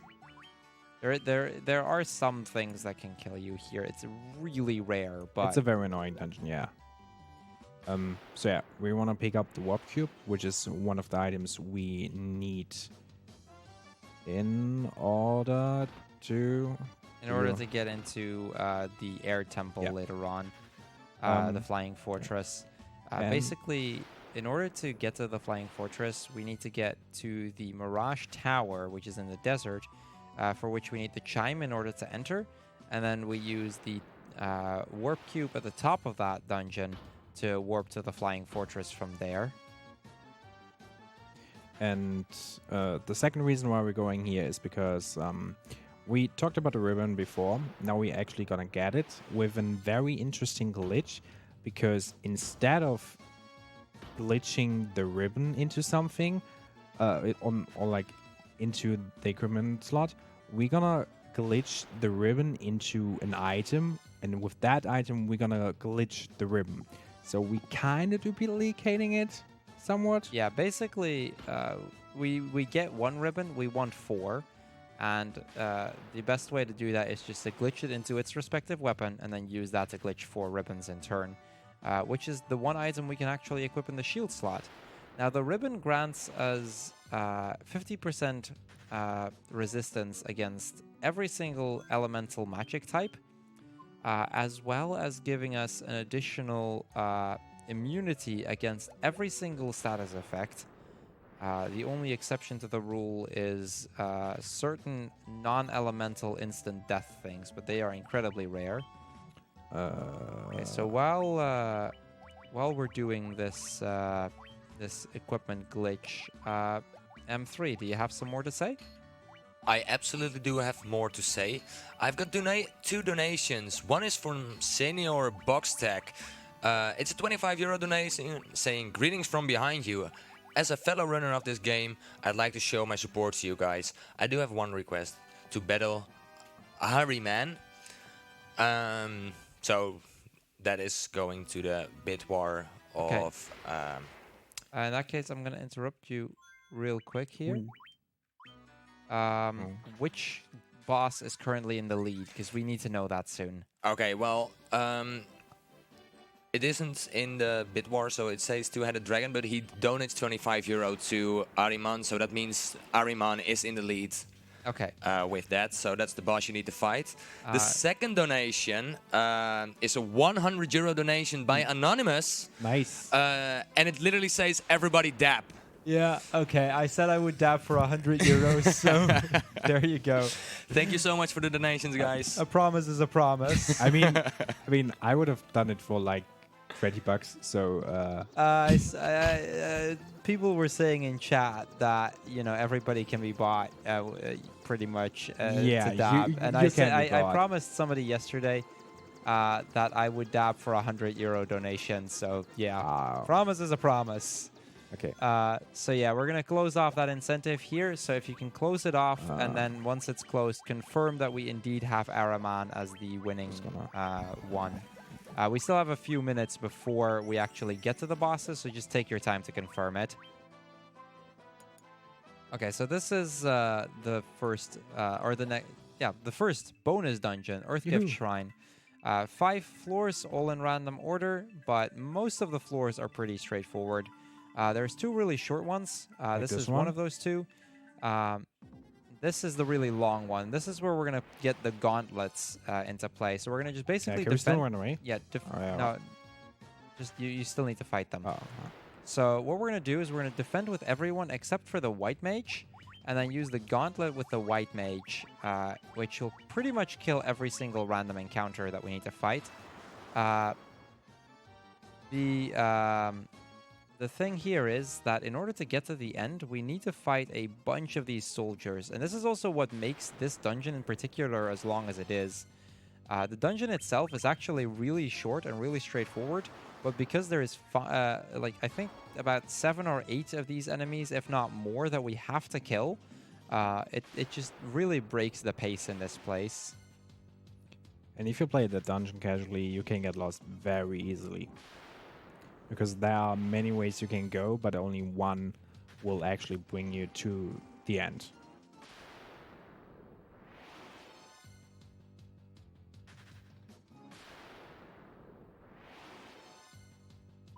Now, luckily, we've been getting pretty good RNG with these fights so far, and a lot of them have been preemptive. The advantage of that is that normally some of the enemies can be faster than the white mage still. And as a result, if you don't get a preemptive, there is a chance that one of them will go before you do. It's not the end of the world if that happens, but it's kind of nice to get preemptives to make sure that at least we get the kills pretty quickly.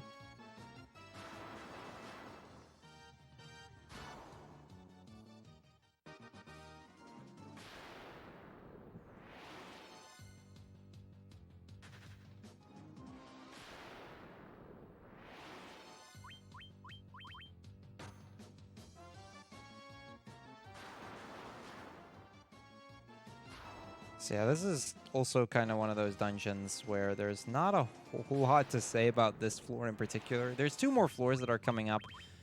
One is really short and shouldn't pose much of an issue. Then there is the desert floor, which is actually kind of an interesting floor.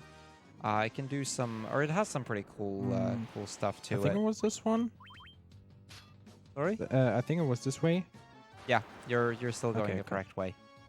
At least if I saw correctly, you are. Yeah, that's correct. Cool. This floor has a set spawn and has a set path that you need to walk, so we always know where to go with this one. Contrary to some of the other dungeons that are coming up later on.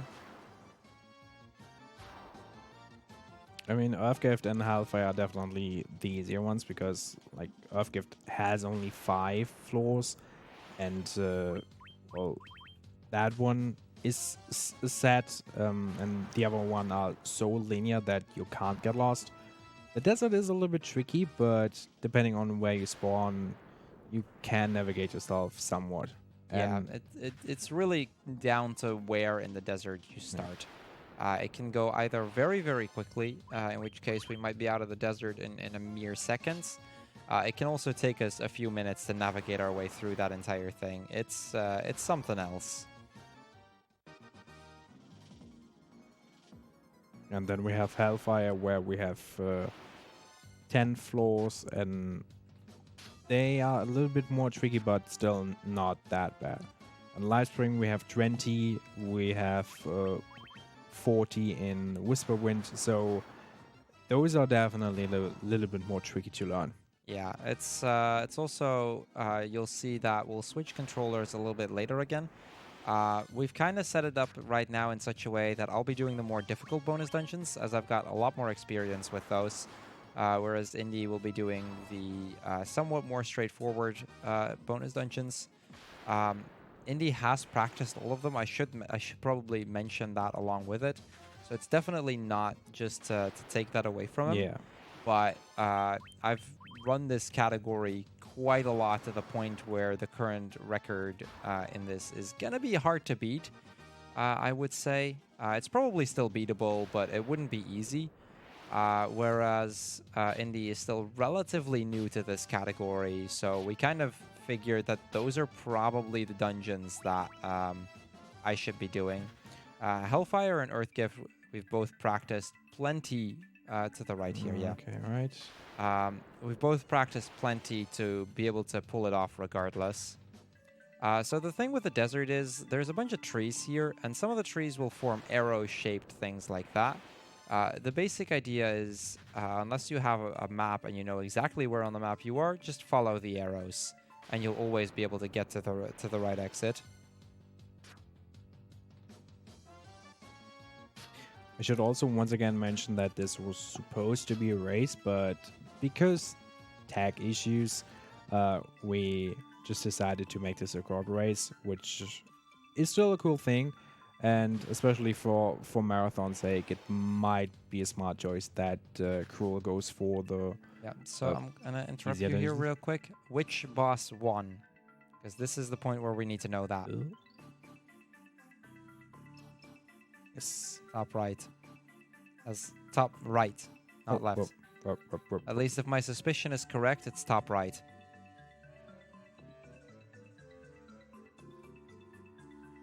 Boss 1 is on... Oh my god. Skarmy... No, No, Earthgift. Earthgift. Oh, Earthgift. Was it indeed Araman that won? Yeah. Arman indeed won. Okay, yeah, go ahead. Sorry, I got confused by that. So this is Araman. This is the boss in Earthgift with the most health. He has about 5,000 HP. You can probably tell from our damage that this is super free. This is, by the way, the FF3 boss music, and it's amazing. It's among my favorite tracks in just all of Final Fantasy in general. And that was Araman. That was Araman. The chest right of Araman actually contains a Mega Elixir, which is quite useful later on in the run, so we're going to be picking that up. So, yeah, Boxy, thank you very much for that support. And with that, we're done with Earthgift. Yes. Are we coming actually to my favorite bonus dungeon? No, we're going to first learn Lefenian. Oh, fair enough, yeah. I mean, whoop. Left and down a bit. So yeah, here we're gonna. You're too far to the right already. Or sorry, to the yeah, down. AI. No. Okay, Well, now you got me confused. there. Oh, okay. There you go. Yeah, World no, map navigation, it's hard. Every single runner has at some point gotten lost on the world map like that, where you're close, but you can't really find it. Just a matter of experience. It's happened to everyone. To be fair, I was going to Lefedia, actually. Oh, yeah, Which no, is why that would have been very bad. That's also a thing that almost every runner has done. We've all forgotten to learn Lufenian at some point, causing us to have to backtrack here again. Luckily, that didn't actually end up happening. Now we're going to Hellfire. Yeah, now we can go to either Lufenia or Hellfire, which we kind of just do back-to-back. Cruel, you're confusing me. Why? Because that. So yeah, we're going back to the small islands here. Yeah, that also means that we're gonna now close off the first of the two bosses for Hellfire. So again, just close them off and then confirm to us afterwards that Scarmiglione won.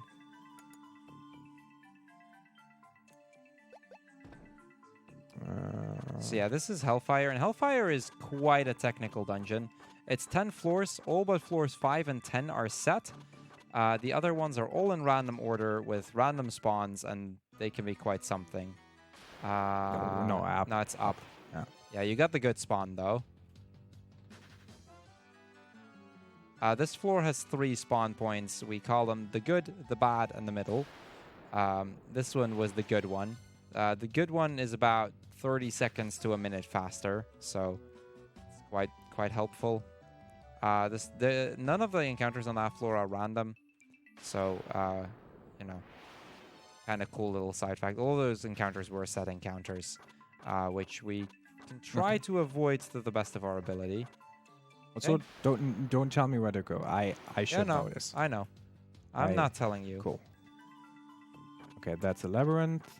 Okay, Which so is also one of the few floors with a set spawn. yeah, so we need the boss on the next floor. So if you have a confirmation, by all means. Yes, I have the confirmation. The first one, the first boss that is... Here we go again.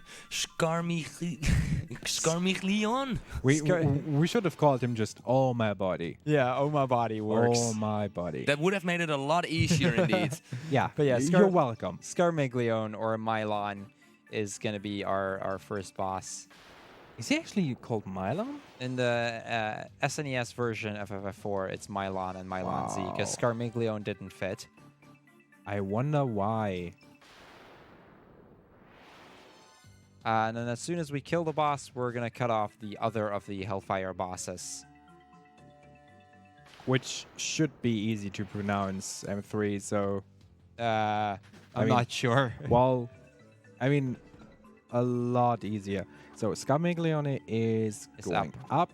Yeah. Heal before the fight, yeah, though. we're gonna heal and we're gonna save just in Yeah. case. From here on, bosses and bonus dungeons get a little bit more dangerous, so we'll want to play a little bit more safe. Now, Scarmiglione is probably the more interesting one of these two, because it's actually 2 fights. We first have its first phase, which is just this one. And then the second phase takes a little bit longer. It's a little bit harder to defeat. The first phase goes down really quickly, as you can tell. But yeah, this is also the one that we normally don't do in an all dungeons run, if you ever run all dungeons, which, like we said, is... all bosses. In all bosses, we you do have both. to, yeah. So, but in all dungeons, if you were to just do all dungeons as a separate category, you would always go for Cagnazzo, because it's a slightly faster fight. The difference is minor, though. It's about like 30 seconds, I believe. So we figured that wouldn't be big enough to cut out an additional bid war. Something yeah. we could also mention for those people who haven't played FF4, those bosses are also, well, counterparts to an element. Scarmiglione is basically the Earth Elemental of FF4. Kagnatsu is the water elemental, and Rubicante is fire, and Babuisha is wind. They are the 4 elemental archfiends that you fight in FF4. So this is another floor with 2 spawns. There's either a good or a bad one. We got the bad one, unfortunately. There is still one floor in particular, however, that's going to be important, which is the world map floor. Which is a very, very It's a interesting. very different floor. There's 3... The spawns themselves are set, but there are 3 different floors. Which we're going to get one of 3.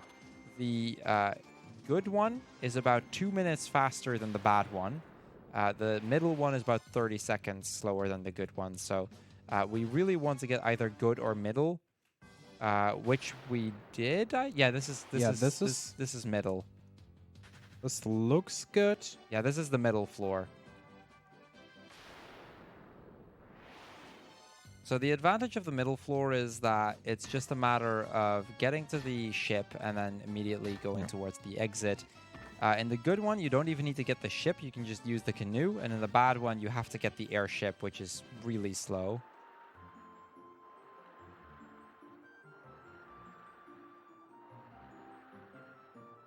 So yeah, by this point, M3, do we have word on what the boss is going to be? Sahagin Queen is unrunnable.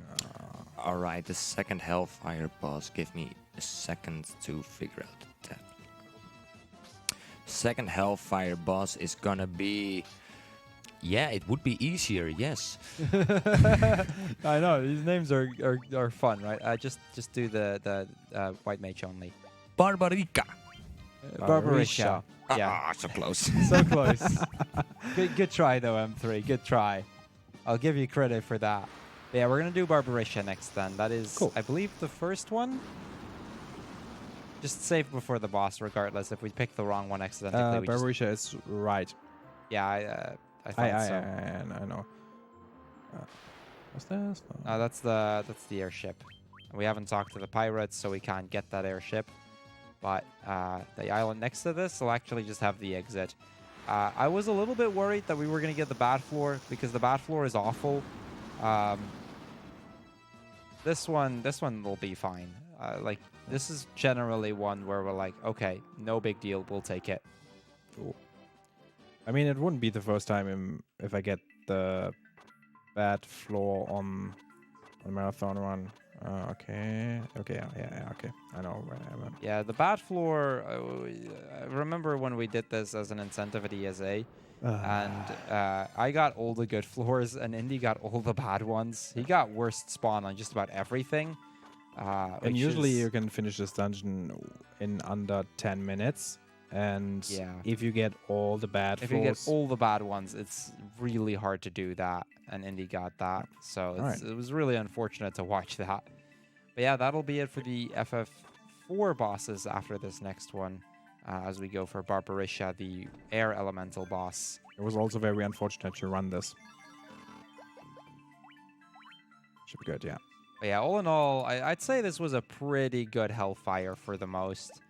And I think you did that very well as well. I think we got through those floors pretty fast. Okay. Yeah, we don't have enough for haste yet. Nope.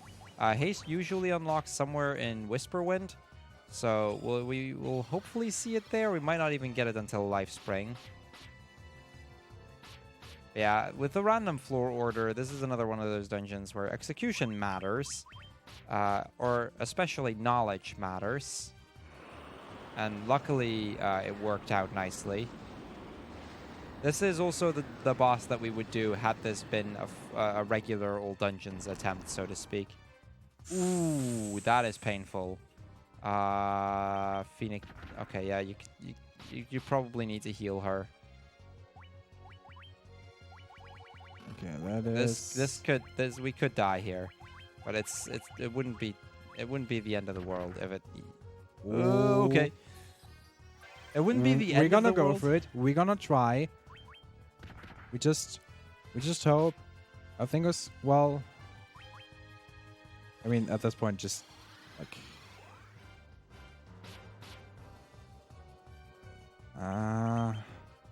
Okay, yeah, that's rip. Just soft reset.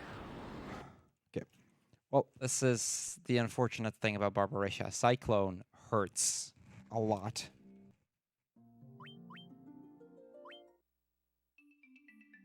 So we're just going to try it again.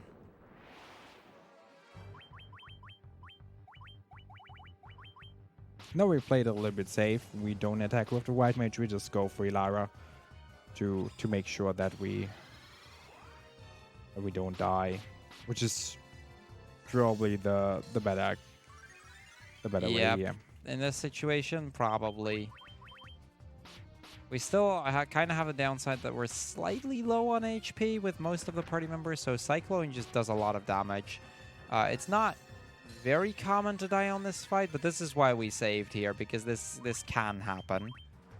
The bonus dungeons are, in that sense, a lot more difficult than the regular dungeons. And there we go, that's Barbarisha.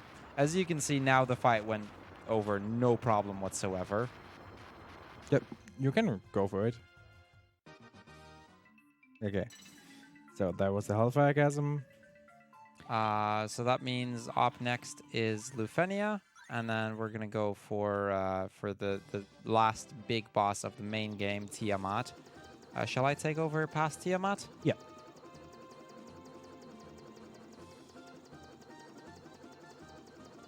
So yeah, Lufenia is actually a lot further south, but this is the only place where we can park our airship, because it can only be parked on planes, and the rest we'll have to do by foot.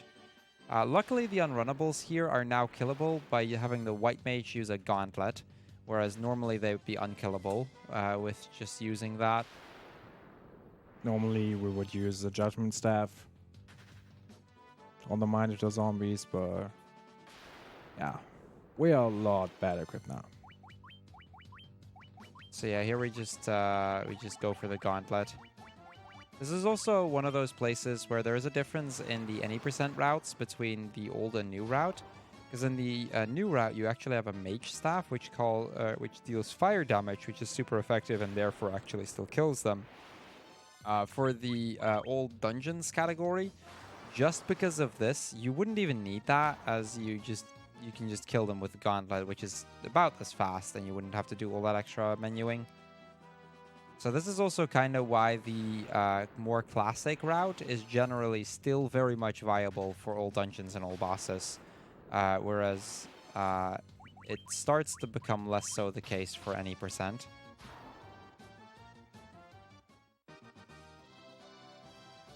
Right, time to go to Lufenia and get a chime. And here are also some NPCs who control you, but they were pretty nice today. That was a pretty good set of NPCs. So yeah, this gets us the chime, after which we can go to the before last regular dungeon in the game, or 2 dungeons I should say, which is the Mirage Tower and the Flying Fortress. One thing that we will need to pay attention to, and I would advise healing at the start of the dungeon already, is that when we heal, to not accidentally use exit. Yeah. I'm saying that because I've done it before. Oh, wow. Yes. The Gauntlet didn't kill? What? Okay. That is a very rare damage range Welcome not to to get. Final Fantasy 1. Yeah, it is a damage range, but it's incredibly rare not to be able to get it. I mean, you've seen how many Minotaur zombies we already killed, no problem. It's so that was really unlucky, actually. Okay, Winter Wolves deal ice damage. Because of the ribbon, we have 50% immunity against it, so we don't really take that much damage from it anyway.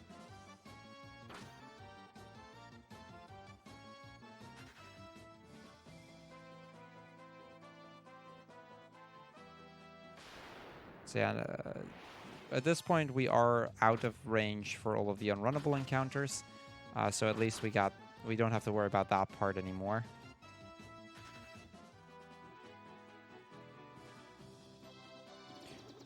And how convenient, the Mirage Tower is right next to us. There's also a 1 in 64 encounter that can appear in this desert, the T-Rex. I'd heal now, Oh, yeah. so that if you accidentally exit, at least you don't have to redo everything. And like I said, trust me, it happens. Yeah. It's the 2 spells are so close together in the menu that one missed input and you're out of the dungeon and you just lose 5 minutes there. And the worst part is usually you heal on the last floor of the Flying Fortress. Yeah, and you'd have to do both the Flying Fortress and the Mirage Tower all over, as those are tied together in that regard. So it basically actually just puts you out of, or puts you back to like the last point in the world map that you were at. But it wants to put you at the world map, which is also why after the exit in Sunken Shrine, we didn't end up in the town, but rather just outside the town. Here we'd end up outside the Mirage Tower again. So yeah, very painful to do that. Also, we get a lot of encounters here, which is pretty normal for this dungeon. Also another spike tile, which is the blue dragon. This is the blue dragon. We just kill it. It's a one shot, no problem.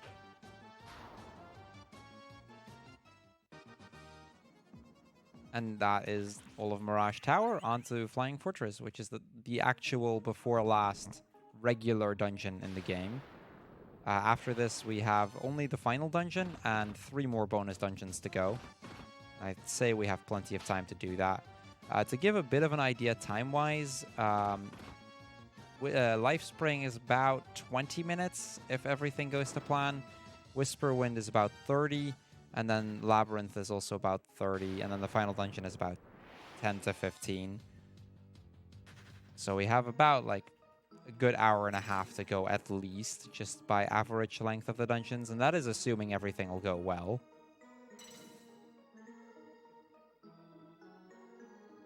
Still, that said, if everything goes well, there is a good chance we'll go a lot under, which I think, seeing as how far we're behind schedule, might not actually be a bad thing. Yeah. But we'll see what happens. And we still have the Labyrinth of Time, which is a very RNG heavy dungeon. Not so much in like the encounters you get, but in the puzzles you can get. Yeah. Someone in it was Boxy in the audience mentioning a Wormhack. Wormhack is a very, very rare encounter, which we'll probably see in this run. We hope we see him. Maybe we see him here. Yeah, right here it's a 1 in 64 encounter. Pretty rare. Pretty strong, but gives a lot of XP. Yeah, it's really useful if you get it here, actually. It would actually help speed things up quite a bit. Simply getting a Wormhack at this part of the run, I think, saves like 2 to 3 minutes. Just because we get haste a lot earlier. Alright. Time for Tiamat. Because for Tiamat, there's only victory. Except when we speedrun. Because then he has to die. And that's Tiamat. That'll unlock the last bonus dungeons. I'm saying dungeons because we actually just unlocked 2. Both the Whisperwind Cove, which we're going to do next, as well as the Labyrinth of Time, the final bonus dungeon that we'll be doing. So once again, a cutscene. The crystal gets restored. We see the cutscene that breaks the seal of the Whispering Cove. We go soon? Actually, pretty soon, right? Whisperwind. Yeah. Yeah, I'll be going there in a moment. Shall I? I? Yeah. Now we're switching again. Let me quickly check on that. Okay. Just quickly wanted to check how we're doing battery-wise. 2 bars still, so we should be fine for a while. Okay, so let's see what we've got going. No Wormhacks, unfortunately. So we're not going to get that time save of getting a Wormhack. It's not worth it to grind out because it's the rarest encounter there. I've only had it, I've only gotten it once there, and that was in a full bestiary run, which you don't normally go for it there, but strangely enough, I did end up getting it there. So we're going to park our airship over here and then move over to Whisperwind. We didn't get any cottages, did we? No. Okay. Didn't. That's fine. I can do without. Just needed to keep an eye out for whether or not I needed to. So yeah, we have enough for 1 haste already, which is actually faster than normal, which is kind of beneficial, actually. Now, Whisperwind is an interesting dungeon in that it is 40 floors, and every floor not ending in a 0 is completely sorted at random. So it's a lot of finding your way through the floors as quick as you can, recognizing which floor it is, where you spawned, and then from there how to get to the exit as quickly as you can. Some of them have a set spawn, some of them are completely random. It can be either very quick or very slow. We actually started off with a bad spawn here, but it's one of those cases of, knowledge and quickly being able to recognize it helps a lot. That's a pretty free floor. Yeah, this is the fastest floor in the dungeon.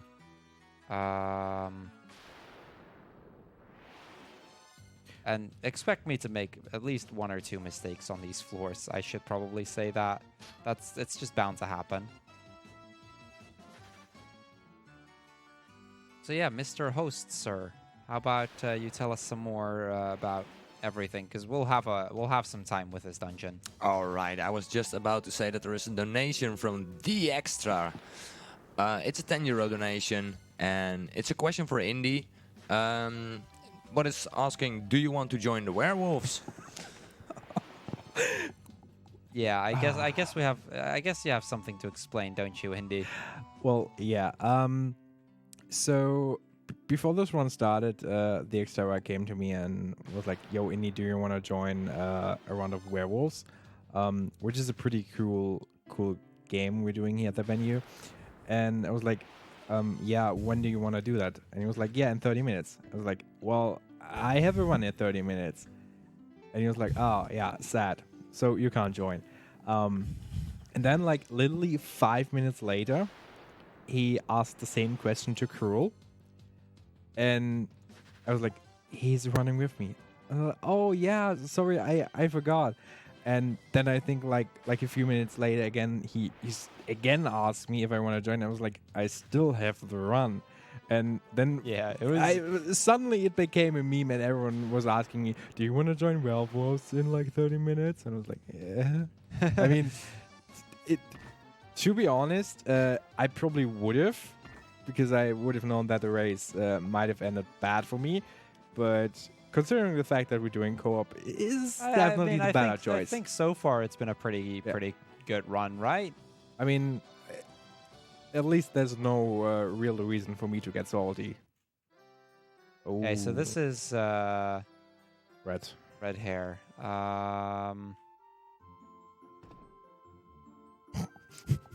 I know my way around here. So a lot of runners struggle with this puzzle. Yeah, almost everyone does. But if you know the way, it really is easy like that. All of the doors connect in a really weird way, and like, yeah, almost everybody just struggles with it. And then there is that, where it's like, oh yeah, red hair, I know what to do. So this one is also not all that difficult. It's just go south and you'll get to the exit, no problem. There'll be a few enemies I have to kill in order to get there, but these are not that hard of floors.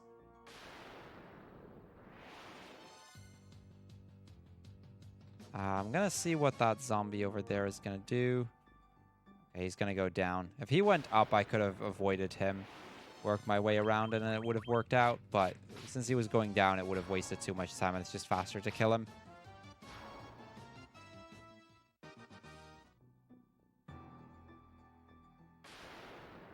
And there is another one down there. Kind of the same story applies here. I'm going to try to move him out of the way, avoid the fight. If I can't, okay, then we're just going to kill him. Now, the fact that these only had like either 1 or 2 still means that all in all this worked out quite well. There we go. That's another floor done. Floor 9. These are my most hated floors, but luckily, yeah, I actually got lost on this floor in one of my practice runs. But as a result, I managed to I immediately recognized that it was this one. There is about 5 or so of these flying fortress floors in this dungeon, and they all look alike. And I think even, like, I don't think there's any runner that can just find all of them, Yeah. no problem, except for maybe Nikki. I wouldn't be surprised if Nikki could. I mean, the problem with those floors is that you have several floors that have the same theme. For example, like the Flying Fortress one. And then you have on each floor several spawns. So you have to recognize the map you're on. You have to recognize where you are exactly on the map. And you have to recognize, okay, where's the exit? Where do I have to go? And Yeah, it's just exactly that combination that can just make a huge difference. So this is Typhon, the first boss that we're going to do here. I'm going to haste my ninja because I have one haste that I can spend here. We're going to just attack with everybody else. Haste will effectively double the amount of hits that you do in a single turn, effectively just doubling your damage output. And I mean, you guys have already seen how strong we already are, so imagine just doubling up on that. In this dungeon, we're going to see 4 of the Final Fantasy VI bosses. We're going to start with Typhon. We're going to do Ultros, although it has unfortunately been renamed Orthros or something. We're just going to call him Ultros anyway. The Phantom Train, which unfortunately I cannot suplex in this. I know. I guess we have to reset that. Yeah, I think so. I think we should just start over. Or we just cancel the marathon. We can't suplex the train, so marathon's over. Sorry, guys. Yeah. Oh, this is another fun one. He's missing 2 parts. We have to find 2 parts, and they are in random robots. Actually, in one of my practice runs earlier today, I got it in like 4 tries. Yeah, it's also the case that once you know the first one, if you really know your floors, but again, I don't think there's any runner that knows them that well, you can technically know what the second one is. With this one, I'd have no idea, by the way. But it is possible to predict the second one once you find the first one. Otherwise, you just check all of the robots and you'll find it eventually.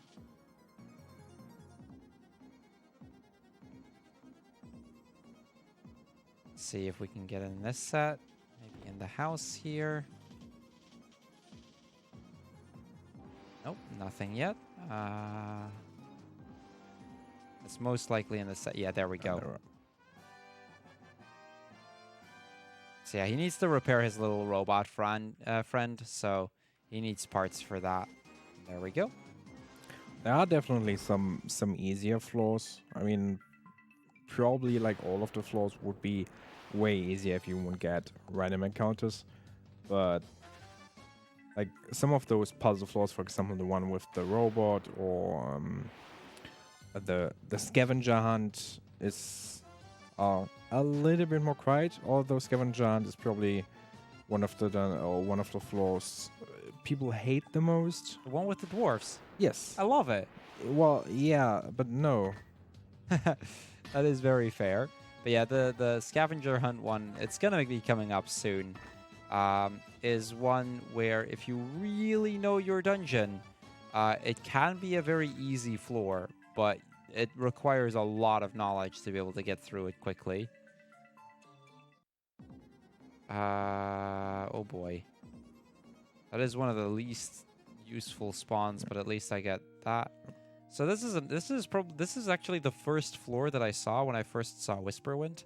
Not the one that I played, but I saw somebody play through this floor.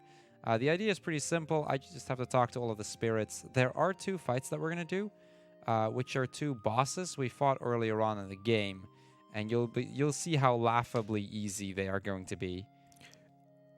I mean, one of them was already easy when we first encountered him, but now it's even easier. Now it's laughably easy around here. There are some random encounters. Generally, we're not going to be seeing a whole lot of them. We just need to help all the spirits move on to the next world. But yeah, I just love this floor. It's really nice and quiet. Quiet and peaceful. So this is the first of those bosses. This is Astos again. That was Astos again. Hi, Astos. Bye, Astos. Can I interrupt real quick for a small donation? Go ahead. It's from Broad, a €1 donation, and it's saying, M3, wait a bit till everyone is in the stream room. The werewolves are here. Cruel, join us. I claim Hunter. Wait, where is everybody? I'm not seeing everybody in the stream room. I think you were supposed to wait Yeah. with that until everybody was in the stream room.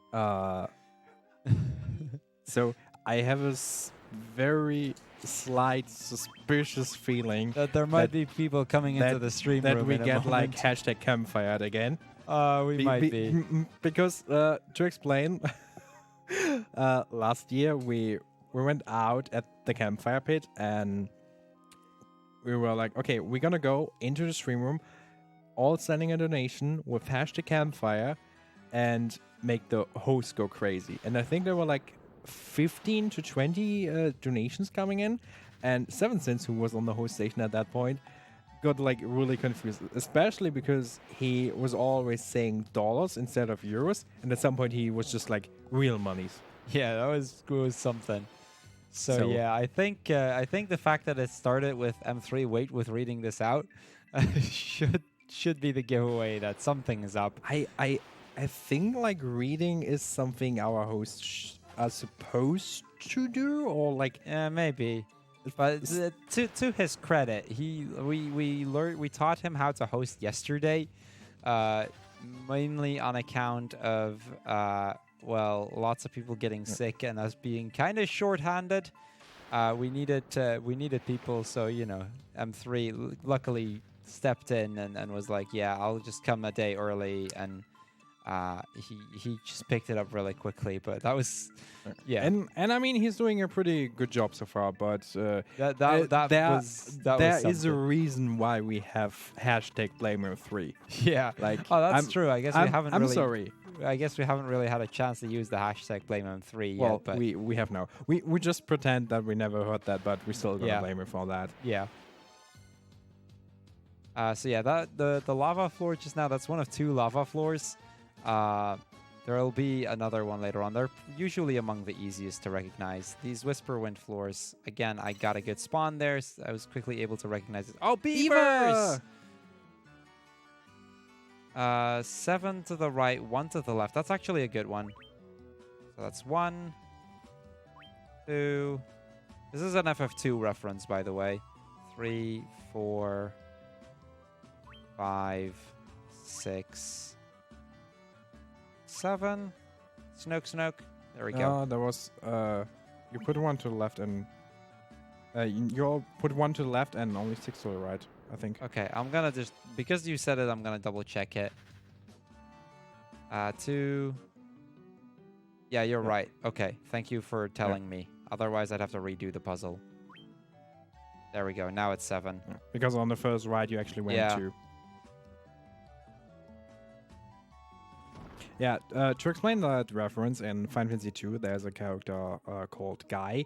He doesn't speak, but apparently he speaks Beaver, which is pretty hilarious. He speaks a little bit. You hear him talk a few times, but like not as much for sure. So this is Ultros, our second boss of the 4th.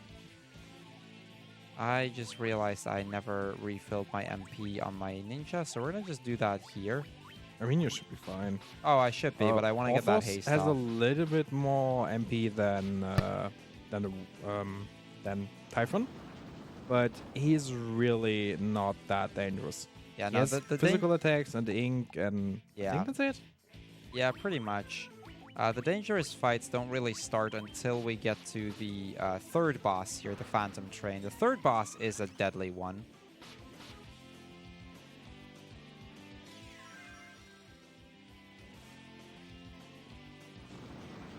You're looking outside of the window. Are the werewolves coming? I'm not sure. The werewolves might have decided to cancel on their plans. No. I hope not, but damn it, M3, I surprised. wanted to become a werewolf. I'm a werewolf. I'm gonna kill all of you, just so you know. Wait, what do you kill? All of the town people. That's what werewolves do, right? Fair enough.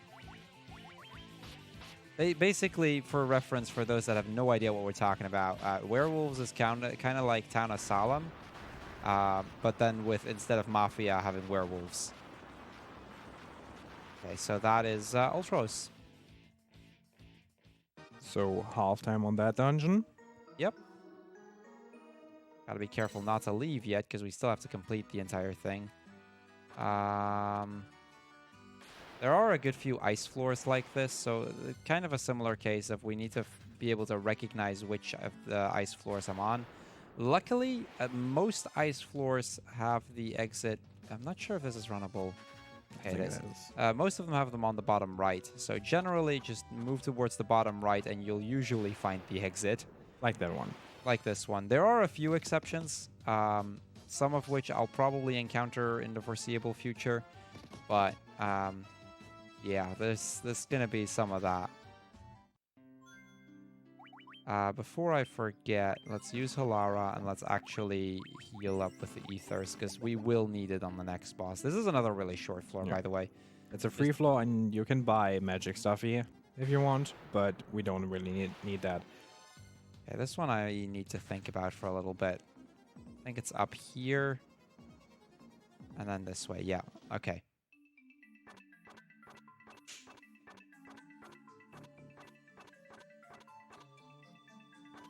Okay, so here it's on the bottom right. These lava floors can be a little bit annoying to navigate, but with so few actual land tiles, it's very rare to get even just one encounter.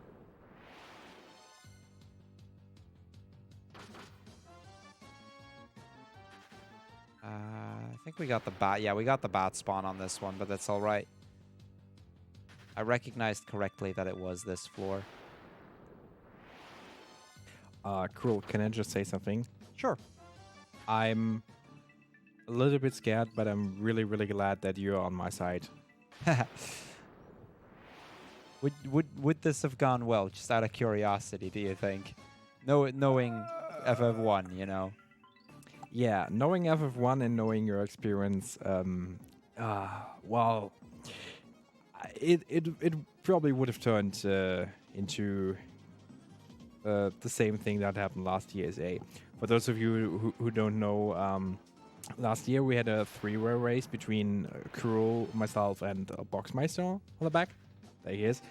And yeah, on my side, the 80% run just went atrocious. It was just not fun to watch. And afterwards we did, Kuro and myself, we did a Hellfire Chasm run, which also went very, very just bad. The worst possible luck, especially on that Hellfire part. You're just getting completely screwed over on that one. I think I got only bad spawns, except for like one where I got like the medium spawn. Yeah, it was rough, all right. But yeah, luckily, so far this run has been going pretty all right. I think this has been it's been a fun co-op run as well. I mean, just switching over the controller every once in a while. I think the werewolves are here. God. Or not. I mean, they might have changed plans. I wouldn't be surprised either. I have no idea.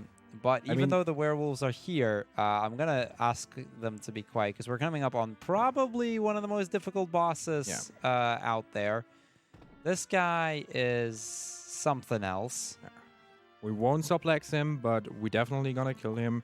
He has a little bit less HP, but he is very, very deadly, so yeah, this is also where we're going to change equipment, as we're going to equip Lordly Robes on everybody.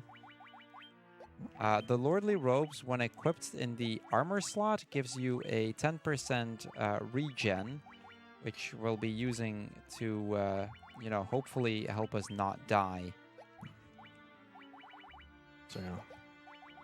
I'm gonna take a little bit of serious time here and Okay, safety save. try to do that fight.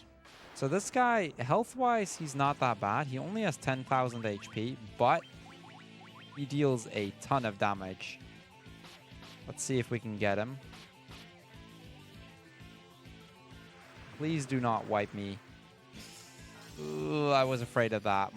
Both of my ninjas had relatively low HP, so I was afraid this would happen. We're still gonna try. Ooh. If we can stay alive and win this, we'll be fine. It'll be very clutch, though. Especially with the warrior not dealing quite that much damage. It's gonna take a while for me to get him down 10,000, but so far so good. As long as he just attacks. Yeah, as long as we just go with attacks here. Asset range shouldn't kill me either. Critical hit on regular attack is a damage range, but it's a pretty hard one. So we'll see what happens.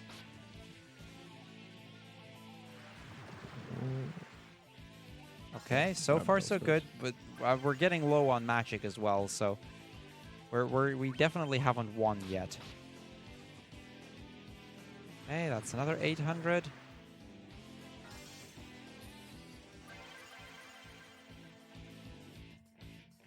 He should be he should be dead soon though. Yeah.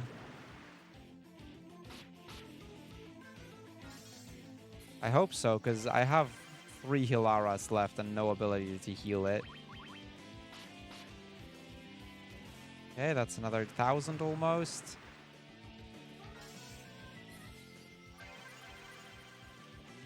Yeah, I have 2 Hilaras, because I believe it's 35 HP each.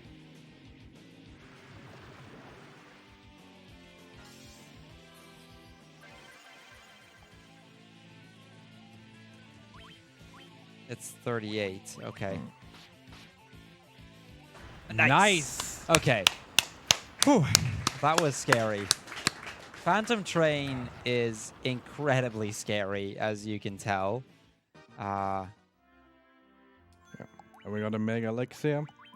Also, one thing we haven't mentioned is that since we defeated Ultros or Orthros or the blobby thing, we got a Rune Staff, which if we use it, we can cast Hilara, which will be useful for the final super boss, Crinonia. Yeah, and if I had run out of magic, I could have tried to save it with Hilaras, but it would have still been very clutch, so I'm glad we at least got through that fight. That is the most deadly fight, at least in this dungeon. So yeah, with that, 10 more floors to go, and this is the scavenger hunt.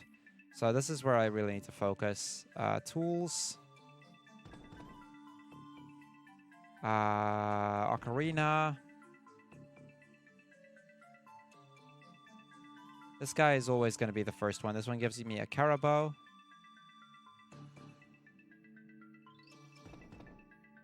Yeah, I just need that quiet time here because this is a tough one. Okay, we got the Ocarina.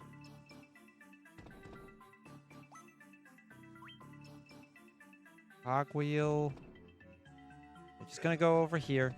Just check what we've got. I think there's one. Autograph. Autograph, yeah. Cat's Whisker. Pickaxe.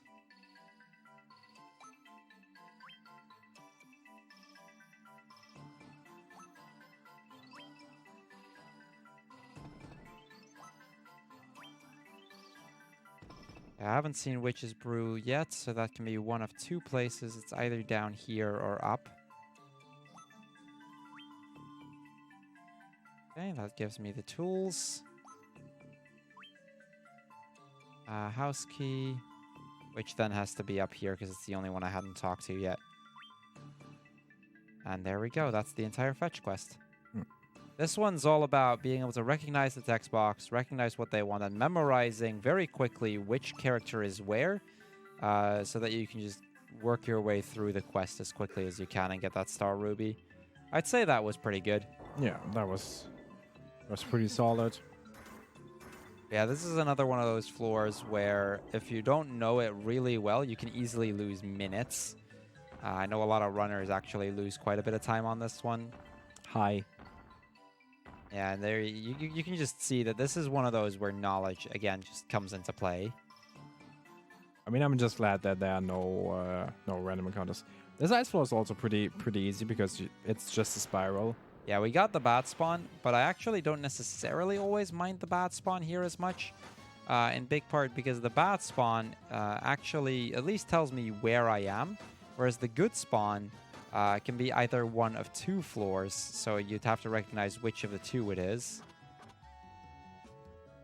So this becomes a little bit easier because I got the bat spawn. Squid Rakens are the unrunnable encounter in this dungeon, so we will have to kill those. Before they kill you. These things can't really kill you all that easily. They aren't as dangerous, but they're mostly just annoying. In general, ice floors are one of those floors that you really would... Okay, I'm going to save here. There is Death Wizards here. I think I got... Yeah, I should be close to the exit, but... I think it's... Or Devil Wizards. I There think you it's go. on the left. Yeah. Not sure. That's what I thought. I thought I got good spawn there. But I still... Devil Wizards have Flare, which pretty much one-shots my party, except maybe my White Mage. Definitely don't want to go in on that. And yeah, it can be very, very dangerous if you get an ambush. On that note, shoutouts to FF2, where there are only normal encounters and ambushes. Or I think preemptives exist, but They very, exist. very, very rare. They exist, but it's very much almost unheard of. I believe it's this way. I hope I'm going the right way on this one. This is really where, you know, it's... I'm trying to also, in my mind, rule out which of the floors we've already had to limit it to what is left, and therefore which one are most... Or which one is the one that I just got. Okay, good spawn. We pretty much got all the good spawns on those. I'm pretty happy with that. Because good spawns matter quite a lot on those. I think I'm just going to kill the Black Dragon. It is a runnable encounter, I think, but it still gives quite a bit of experience, so it's kind of useful to just get rid of it. We'll be killing quite a few more dragons, mostly just to get some additional experience, and hopefully get Ducky to level up and get enough MP so that I can start casting haste as well.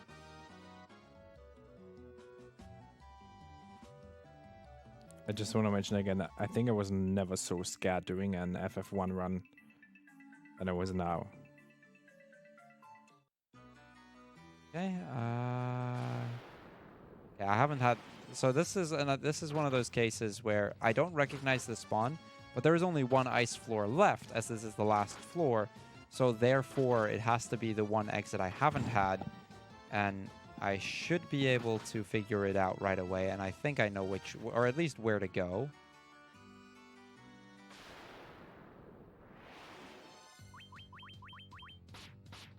So let's put that theory to the test, see if we, see if that is actually the case here.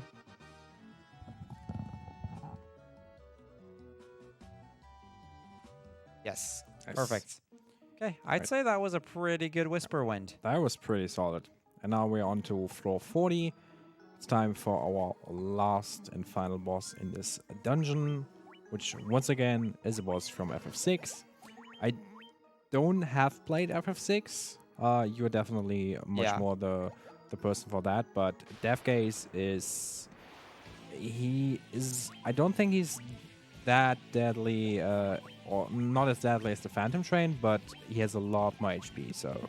Yeah, this guy is mostly just a tank. It's got a lot of HP. It mostly just deals physical attacks. I shouldn't really need to do too much in terms of healing. I will do a few heals if needed. But I think I'm going to just start working on attacking and making sure everybody gets hasted.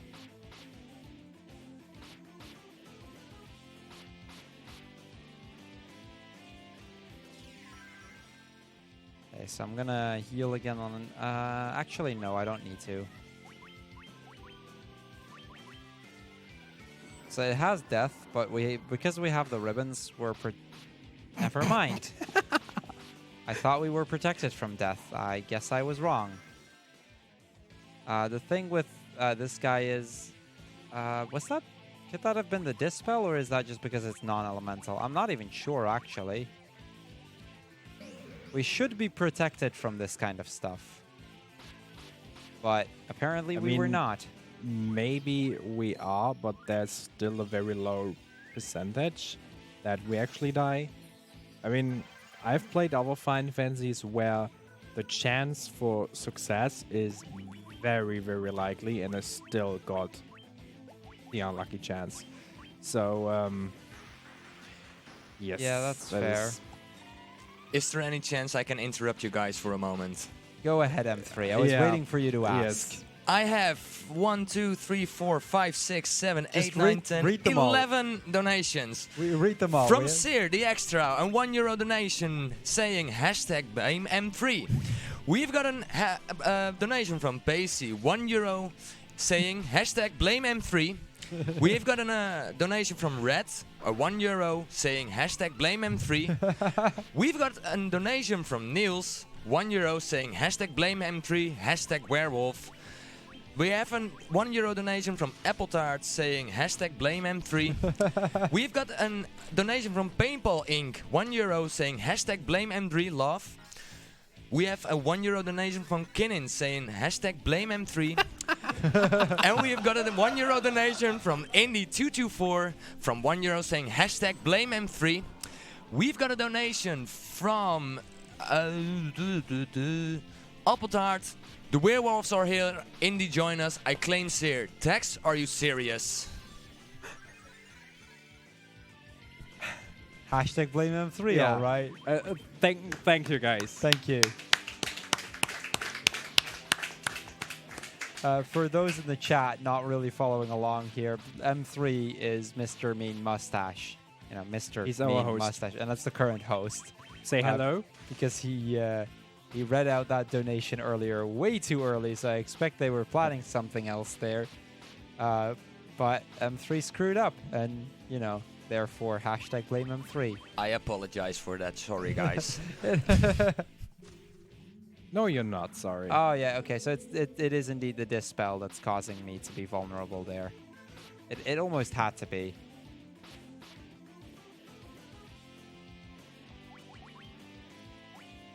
So we're in a Phoenix down, attack. Alara, luckily my white mage is slower, so the Phoenix down should always go off first. Agility is kind of a thing here. Do I have one more small moment? Go Yes. ahead. Okay, there is another €1 donation from Siri Extra. 2 Red, you're claiming wits. Who did you save the first time? I don't know. And we've got a €10 donation from Villager and Artifi versus the world. Villager Artifi versus the world. I think the extra is clean and telling the truth. Marley might be the werewolf though. Those guys, like, seriously. Yeah, fantastic. Welcome to BSG, everyone. Okay, so this death we should have immunity from then. Yeah. Okay, so it's really... Would have been funny if we would have died. Okay, there we go. Death Nice. gaze down. That means we're done with Whisper Wind, and it's on to the last 3 dungeons. All 3 long dungeons, but if they go as well as this Whisper Wind did, we should be going quite a lot under, because this was a really solid Whisper Wind. We had some bad spawns here and there, but all of the important floors we got pretty quickly, and I only think I got lost on 1 floor, which out of 40 is not bad at all. Like 1 or 2 or so. Yeah. So before we move on, we're actually going to go back to our ship and ditch the airship here. As the rest of the run, we will not be using the airship past this next little bit. We'll just be using the regular ship instead. Yeah. Should I explain why? Yeah, go ahead. Because the reason is the livestream grotto we can actually only access with the ship, and our ship is parked right there.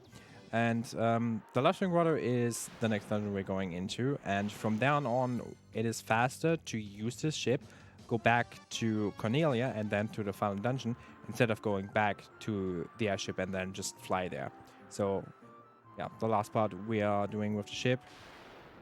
Yeah, We're coming to one of my favorite dungeons, actually. A life spring is a lot of fun.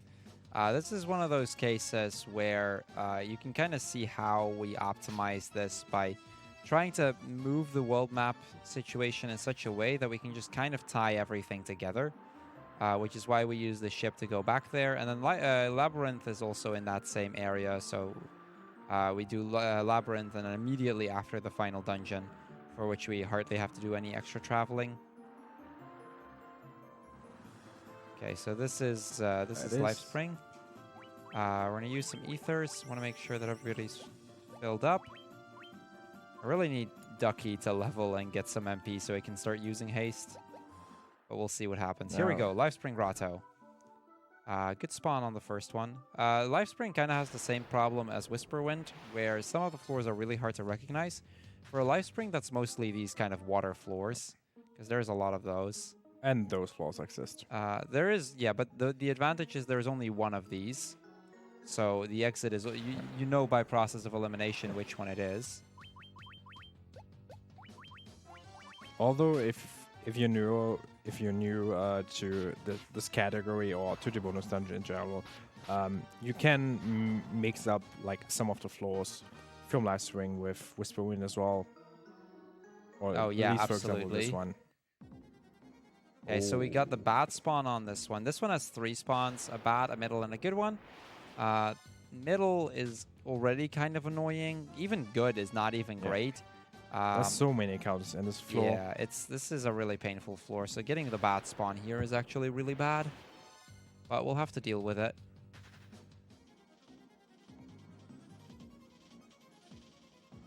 Basically, like, I'll point out where the good spawn is.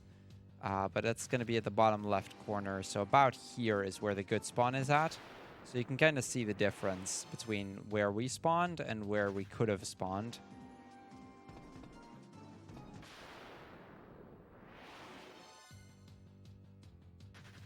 Now, Lifespring in particular is kind of fun because not only does it have a lot of these kind of floors, it actually has a good few puzzle floors as well, to an extent. Or just quirky little floors in general, which I think is a really cool addition to it all. Okay, this is the dragon floor. 1 green, 2 black, 1 holy. This is the worst floor in this dungeon. This is where we kill a lot of dragons and get a bunch of levels as a result. It is good to get this one early rather than late, because we have to kill the dragons here anyway, so, you know, I can just get those extra levels, hopefully make my life a little bit easier later on. Also something that we can also mention about the Lifespring wardrobe. Usually it is you have set floors with the bosses and you can always decide. It's a little bit different here because you get on the 5th and the 10th floor, I believe, bosses, and it's always the same boss. But on the 20th floor, there you can actually choose between either Omega or Shinryu. And as we mentioned earlier, Shinryu is just way faster compared to Omega, because Omega's defense is just incredibly high. And for the sake of the time save, we just gonna go for Shinryu anyway. I mean, you said we wanna go for Shinryu because it's faster. I would have gone for Shinryu because Shinryu is just cooler. Like, Yeah, I agree. It is. Shinryu is the cooler boss as well. But it's also just so much faster. They actually, interestingly enough, have the same amount of HP. But Omega has defense, where Shinryu has attack. The attack we can work around. It's still a very deadly fight, and there is a good chance we'll die once or twice on that fight. It happens. But at least the fight itself goes really quickly because it hardly has any attack or any defense. So we'll ideally be dealing about like 2,000 to 3,000 damage per hit, and it only has 30,000 HP, so it goes pretty quickly. Okay, so I still need a green one, I believe, and a black one.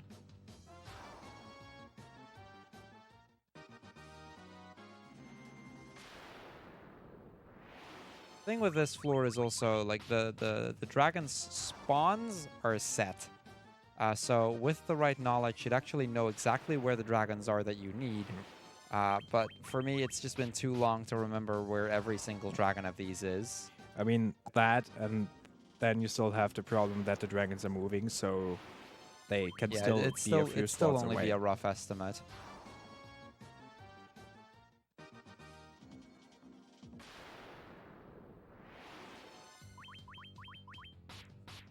But yeah. we have some dragon zombies here, so there's a chance that we're gonna make elixir. I just really want to fight that black dragon so that we can move on. Because once we have the black dragon, the rest of the dungeon shouldn't be too difficult. Getting this early just helps because of those 2 extra levels that we just got. Because of which, hopefully by now, Ducky has enough MP. It didn't after the first level up. It was still on 9. We need 15 before I can start casting haste. But we'll see what happens. Another Rang zombie.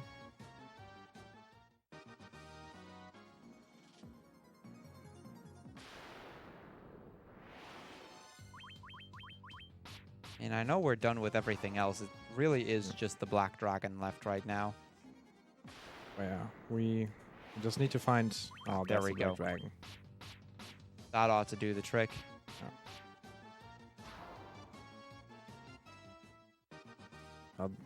It was floor B4, I believe. Yeah, that was 4. Yeah. Okay, so on the next floor we have a boss. I need another black Wow. dragon still. Okay. I thought it was 2 green ones, not 2 black ones. I should say we do have enough MP for haste on both ninjas now. That's good And even have an extra one on for the warrior. on warrior. Do I have time for one more donation? Yeah, Go sure. ahead. It's a donation from Red. It's a €1 donation. Sorry, I was confused, guys. I'll claim which more believable next time. I would like to point out that I am in no way sorry for using the kill potion on Broad, though. Wow. You killed Broad? Like, how rude. I mean, wow. I am somewhat disappointed. So yeah, we are on the 5th floor. We have some mermaids, and in this mermaid village, there is a certain someone looking for a certain weapon. And this is actually the only time we don't get the regular boss music from Yeah, there's On the special music for Final this Fantasy, one. but we get a very special music. And I think I that- should say, by the way, this boss can end up on 3 spots.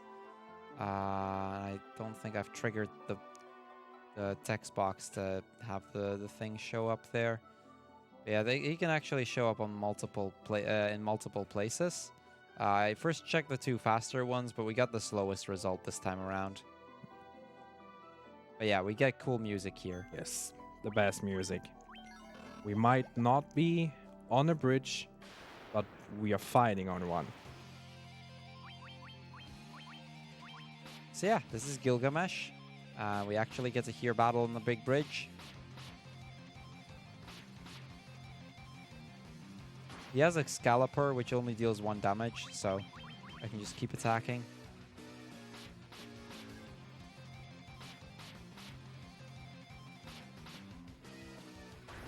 Unfortunately, we never get to the good part of the song because we kill him before then. Like I said, unfortunately, we don't get to hear the, I mean, the good stuff. maybe someone can make a donation and force M3 to sing that song. If M3 would even know that song, I think that's a bad idea. Well, we've got many hosts to actually sing during the marathon, so guys, make it happen. Okay, good spawn. There's 2 of these Chaos Shrine floors. This is the good 3. spawn on this. Or sorry, 3. This is the good spawn on this one. Oh.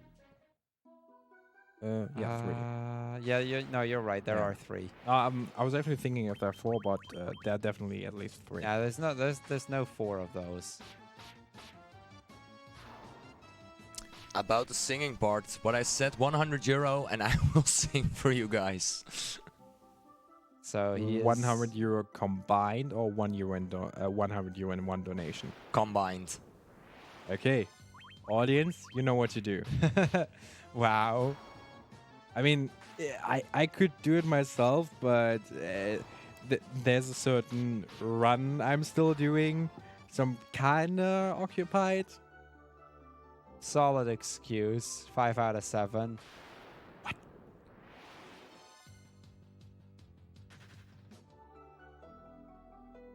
I'm a little bit confused as to which floor this is, though.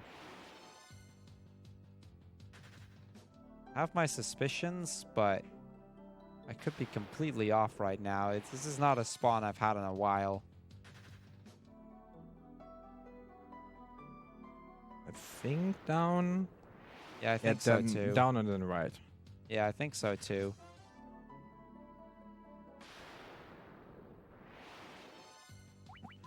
Dragon Queens are not runnable. Yeah, this one's kind of awful. But it's fine.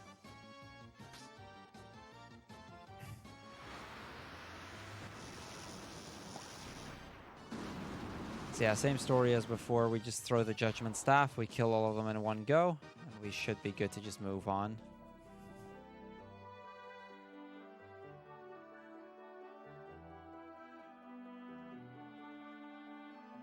I think I know which one this is, though. This is really one of those situations where it's try and figure out which one it is as quick as you can.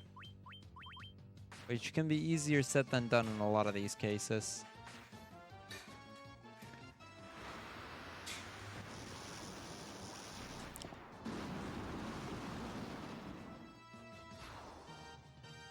And that's the Death Elemental's gone. Pretty sure it's up here in the top left corner. There's actually another spawn which is pretty much right next to the exit, but you don't see it right away because the text box that you entered this floor is actually blocking the view on the stairs. I think it was actually that floor. Yeah, it's that one.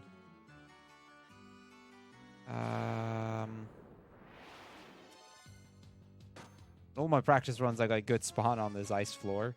There's only one ice floor, so the exit is set. There we go. It's over there. Now I need to figure out how I got there again. Left. I can get there from here. No, okay. You're right, Indy. See, I practiced. Yeah, no, you did. I did too, but I didn't get this spawn.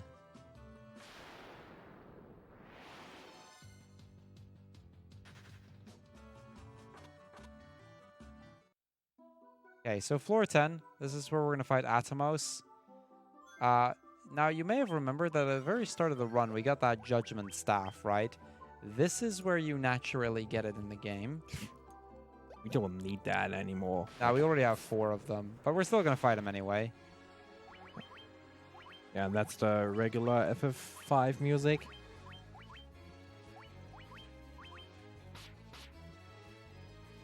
So yeah, this is, as Indy said, regular FF5 boss music. We are going to use the hastes here. Just haste up everyone. Make sure we stay fully healed. And we should be good.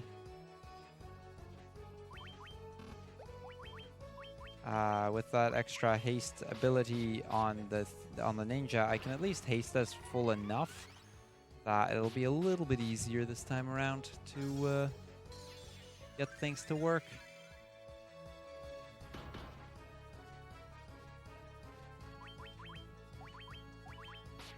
Okay, let's just start attacking with the white mage as well for this turn. We should now be at the point where we're dealing about, Yeah, nice. where we're dealing enough to just kill him pretty much immediately.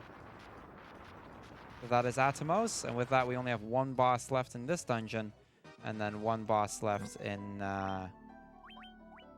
Lobby, and then the final dungeon, of course. Also, do you want to do Labby and then I do the rest of the I was shrine? thinking we do Chaos' Shrine 2P1C. Oh. How do you feel about that? Yeah, I'm totally down for that. So Lobby is another one of those dungeons where practice matters a lot. And since I run full bestiary, and full bestiary you do it 8 times, you know, I've practiced it a lot. My Lobby time is significantly ahead of most other runners as a result. Although, to be fair, the labyrinth time we're gonna get in this all bosses or all dungeons raids will definitely be slower than anything you could in a normal all labby. Because in labyrinth we actually have a prepared save file with 3 ninjas, all on level, I think it's actually 69? 71, actually. Oh, 71? 71. Okay. Well, yeah, they are very, very high, and for the puzzles, it doesn't really matter, but the end boss against Chrononia is definitely...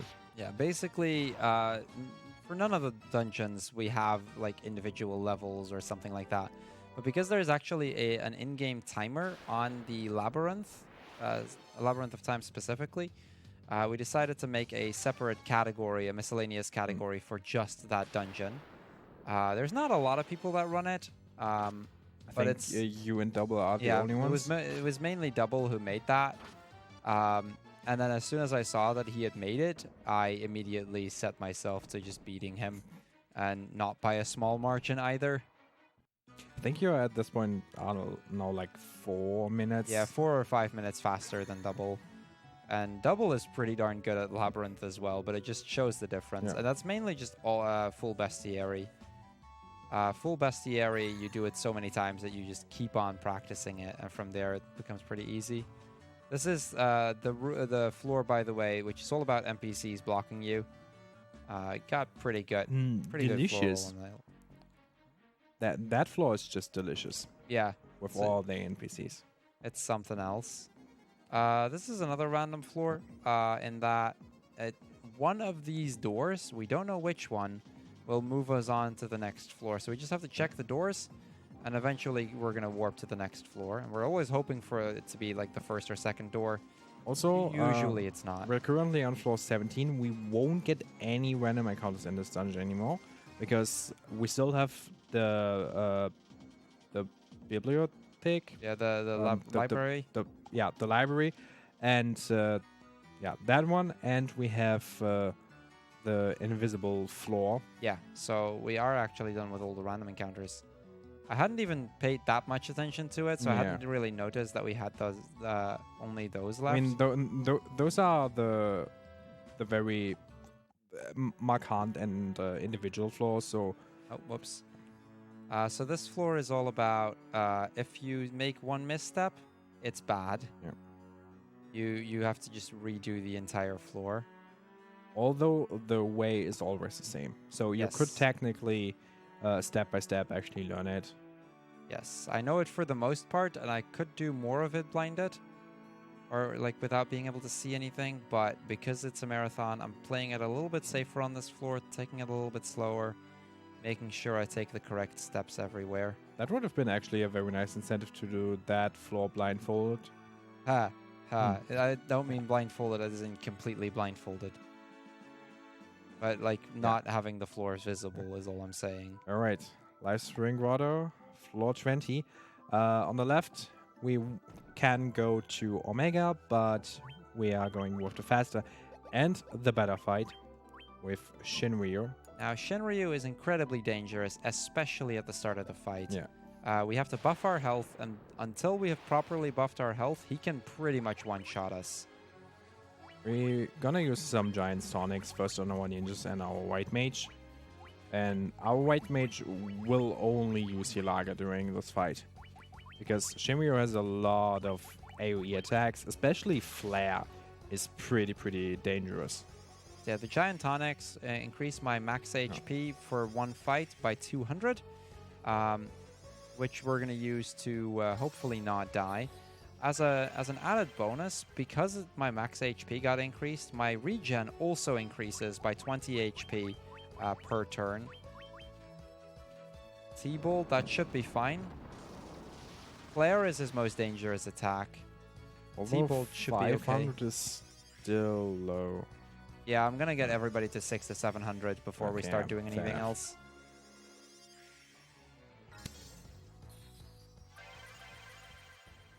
So there we go. Now we're on a relatively safe amount of health. I'm going to use speed drinks on my ninjas. They're going to haste themselves. Basically, the warrior doesn't deal as much damage as the ninjas, so I'm going to just use him to help strengthen the other characters more than anything.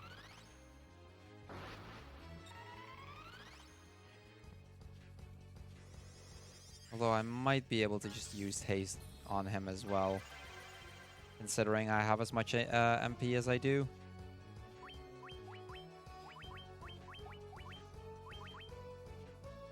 So Shinryu has, I believe, 30 or 35,000 HP. 30,000, yeah. Oh, 30,000, yeah. So, but you will see that. Yeah, there you over go. 3,200 3,000, damage on just that's- one hit. That's a lot. Omega has the same amount of health, but his defense is like so so immense high. Yeah, it's ridiculous. This is why we opted to Yeah. go for Shinryu regardless and not make this an incentive. Because with this, we can deal like 8,000 damage a turn and get him down in just a few turns once we're fully set up. That Yeah, said, so- while we kill him, M3, if you have anything else? I think M3 transformed into someone else. Oh, So, hi, new host. Hi, I'm not M3, but I'm Shadowfrost, and I definitely got something to say because actually the donation just got in. Like, we got an €8 donation from Seer DXterra saying, "Let's get the werewolf's name sniped for Lufia. Hashtag blame M3." well, they're going to have to start thinking about it because Luffy only has 5 characters. It's a 5-character limit. Oh. We could do WRWLF, which is like which could work, but yeah, that's a thing. We'll figure it out. I'm sure. Okay, this is Shinryu's most powerful attack, Flare. This is why, if you get this early on in the fight, this just kills you. And even now, you can see how much it Wow. deals. I mean, I'm kind of happy for him because I really like Shimiro. Shimiro is just amazing, and there he's down. Which now makes me really sad. So yeah, 2 dungeons left. Yes. Labyrinth, on average, takes me about half an hour to 45 minutes. Then from there on, it should go pretty fast. So to explain what's happening now, we still have the ship, and we're gonna sail to Cornelia and then walk our way to the Chaos Shrine, which was the first dungeon we, like the Chaos Temple, and that is the Chaos Shrine. That was the first dungeon we entered, and in that is the Labyrinth of Time and the final dungeon of the game.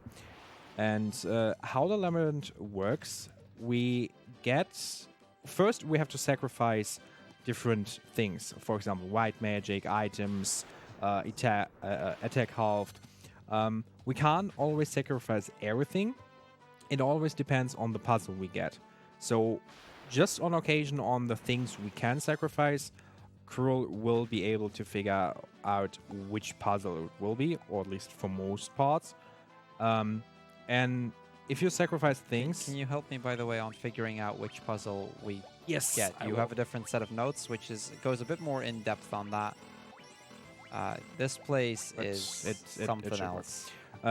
But yeah, depending on what he sacrifices, he gets time. And if he solves the puzzle that's on the floor after that, within that time limit, he gets a blue seal. And best case, he want to solve 7 puzzles with blue seals, which will mean we get Chronodi in the strongest version. But since we're solving the puzzles, which is generally faster, it's better to solve the puzzles Yeah, than... not to mention, if you fail a specific one, it can cause you to have to do an 8th or 9th or even a 10th additional puzzle. So we're also solving the fastest ones, or we're also solving them as fast as we can to ensure that we only have to do 7 puzzles in total. The extra time it takes for Chronodia to go down gets compensated because of, fewer puzzles and the likes. I think Chronodia, the 5th version of Chronodia, there's 8 forms. The 5th one it takes you almost an hour to just get through the dungeon.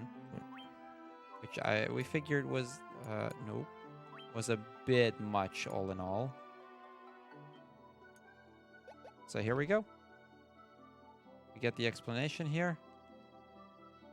And we get to enter this place. Okay. Let's see what we got. Modern Maze. That's Only one. I'm gonna block fight. that should be... Oh, that's the other one? It's the fast one. Yeah, Okay, they're very fast. There's 4 potential solutions to this. I need you to help me on which one it is. You have the solutions in front of you. Go northwest at the first intersection. Yeah, I know. return. I know.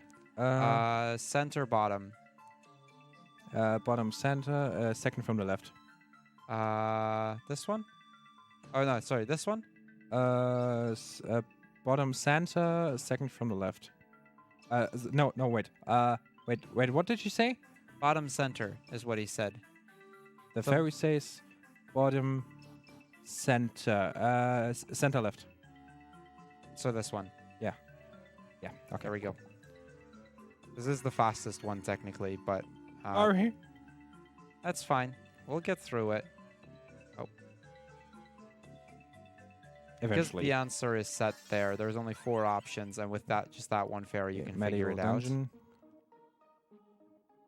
out. 3 things. I'm gonna sack 3 sacrifices. white magic, defense, Uh, and Yeah, that That'll looks do. like scavenger hunt. oh, cool. I like scavenger hunt. At least if this is correct. No, No, it's that's- okay. This one I need my own set of notes for. Yeah, that's the March of Souls. Okay. Because that one actually looks very similar.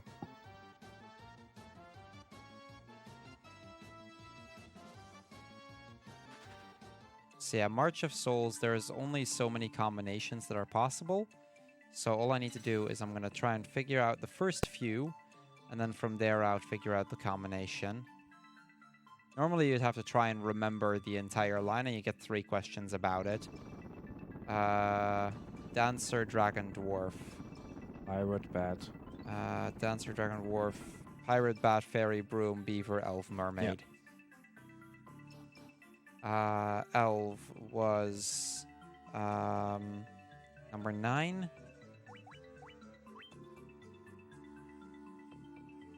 First was the Dancer. Number 9 was the Elf. The questions are completely random, and sometimes he asks for almost the same thing. But yeah, it's actually shoutouts to, I believe it was Lenofis, who did a lot of research on this and actually figured out there was only a few combinations. And from there managed to help us speed this thing up quite a bit. Also, if you're confused why there are two of those portals, if you solve the puzzle within the time limit, you get a blue seal, and then it's the left exit. Otherwise, it's the it was still medieval, right? Yeah, medieval, seal 2. Could be fine because We have there's only so many. Path of Light. Yeah. Oh. Was it magic item flea dash? No, because I blocked fight. This is Metal Gear Dragon. Oh no, this is Path of Darkness. Never mind. Yeah. Labyrinth of Darkness. Yeah. So this is Path of Darkness. Easy rule for dungeons like this. Just stick to your right hand and Up. yeah, Yeah. I and think you'll one more, eventually and then figure red, it out. Right.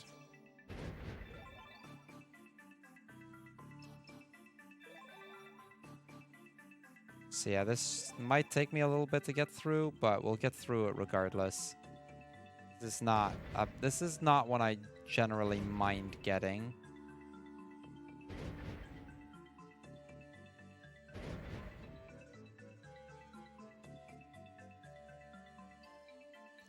It's up. Oh, I'm going the wrong way. Okay, hold on. I think I have the solution here anyway.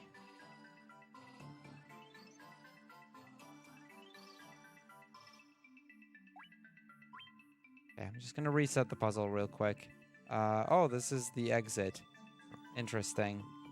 Right up. Yeah, I just need to get back to the start real quick, but there's no random encounters right now, so it's not that bad. Okay. Try that again.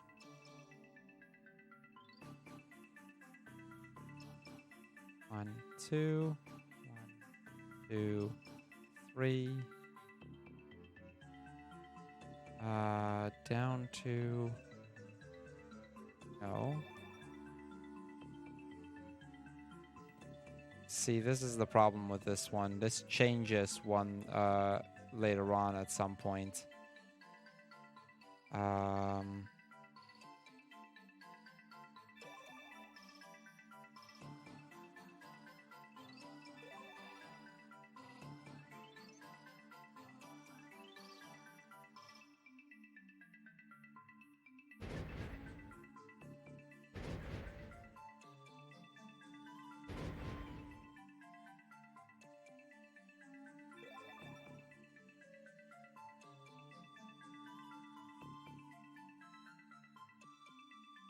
Come on.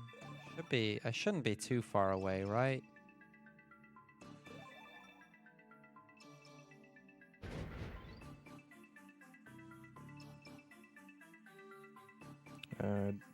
Go down. Left. Down. Down.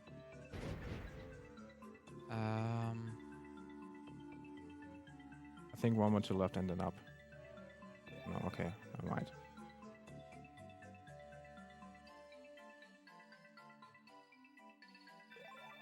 Okay, definitely not a very clean puzzle, but that's okay as long as we get through and get the right seal.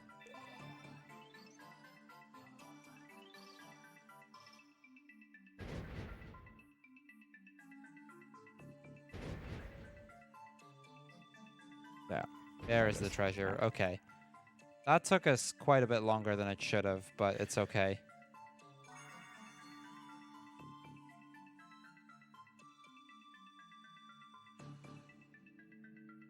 Okay, so all that's left now is to just get out of here.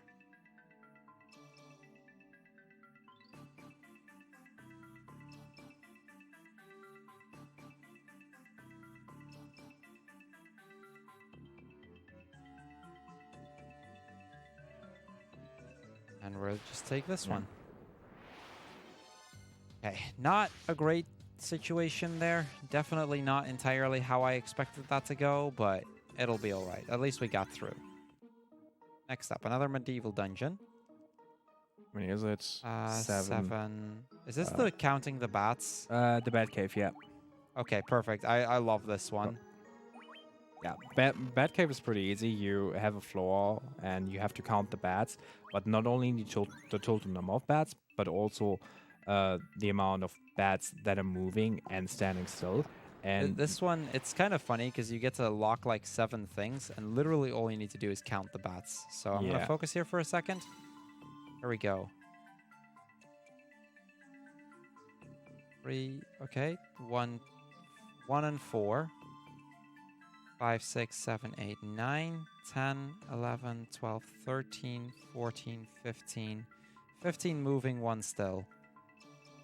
one. There we go. Nice. 15 moving, 1 still, so 16 total. I'll ask you either the amount of still bats, moving bats, or total bats. So I just count them as 2 separate things, and then if I get asked for the total, I just add the 2 together. Moving on. Original Chaos. This is where the bad ones are at. Those are 4. It could be either marching order. 3. There's 3. It's 3. Okay, then twin statues. I thought so. Twin statues is fine. I don't mind that. Oh, I got a speed plus. Yeah, sometimes you get from this person, where we don't know who it is, a little item. Either you get additional time or some items. And the speed plus definitely helps, so the ninjas are faster and potentially do more hits, which then will result in more damage.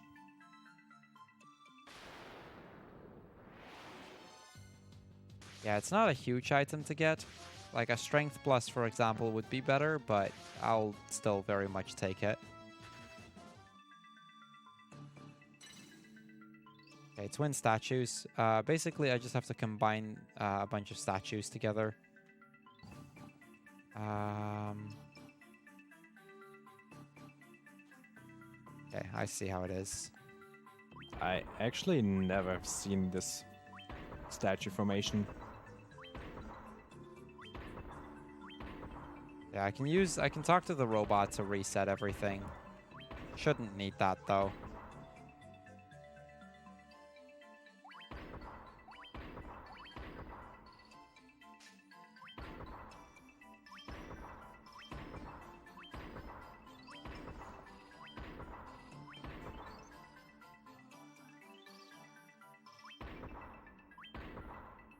Yeah, this is just make sure they face each other, and once they face each other, they'll disappear.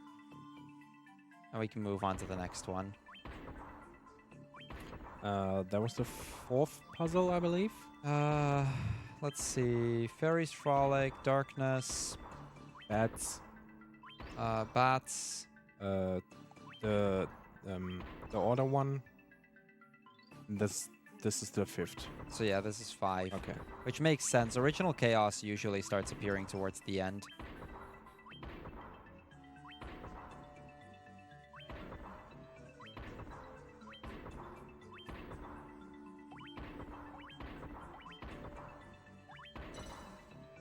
Okay, that's 2 done.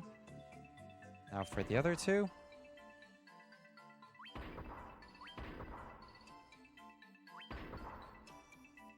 So yeah, this is literally pushing. Yeah, I guess the while statue. we push these, Frosty, feel free to talk about, whatever. I can definitely do that. I want to quickly remind everyone that we are raising money for the Dutch Cancer Society. This is a nationwide organization committed to fight cancer while aiming for more cure and a higher quality of life for those already battling the disease. 95% of your donations will go to the Dutch Cancer Society. The other 5% will help improve BSG to make these marathons even better. Feel free to keep going. Alright, then we want to give some quick thanks to ESA for supporting the event and for allowing us to stream on their channel for the first time. They provide us with additional equipment like cameras as well as experience and knowledge, so we're really grateful for that. Just feel free to keep going. I'm still not done. Well then, I want to remind people that if you're a Twitch Prime user, you can consider using your free monthly subscription right here on the ESA channel. You will get access to both the ESA and the BSG emotes, so that seems like a really good deal getting both of those, and you even get to support both events, so yeah, definitely do that. Okay, sounds good. I thought I went the correct way there. So Cruel accidentally went the wrong way, so you can talk a little bit Yeah, longer. keep Frosty. going. Just talk until we interrupt you. Alright, and I can keep talking for a little bit. Like, if you donate more than €5 during BSG Annual, you will be put in the raffle during the event to make you eligible for one of the 10 Action Hand Steam codes. Kindly donated us to True Black Shark. He showed us the run earlier this week, and it was a really amazing game to see. So, if you want to get that game, definitely get your donation in for that, and we'll notify the winners of that after the marathon. Okay, now I have time again. So now I can actually do some stuff. Yeah. We get to the inner sanctum, which is where we can use a heal, and we just move on to the next floor. We have 2 more left, and there should be Netherworld Crypt. Yeah. Which, how many considering is it? it's probably it's 7. Okay, that's either Labyrinth of Disaster, Step by Step, or Trick Statues. Okay. I'm gonna keep fighting alive in that case. I'm gonna no attack items. No recover. I can only do one of those. No attack items and. So I need to find. Neverworld Crypt. I'll okay, it's have not this one. intelligence. That should give me enough time. Was there fight in there? Yes.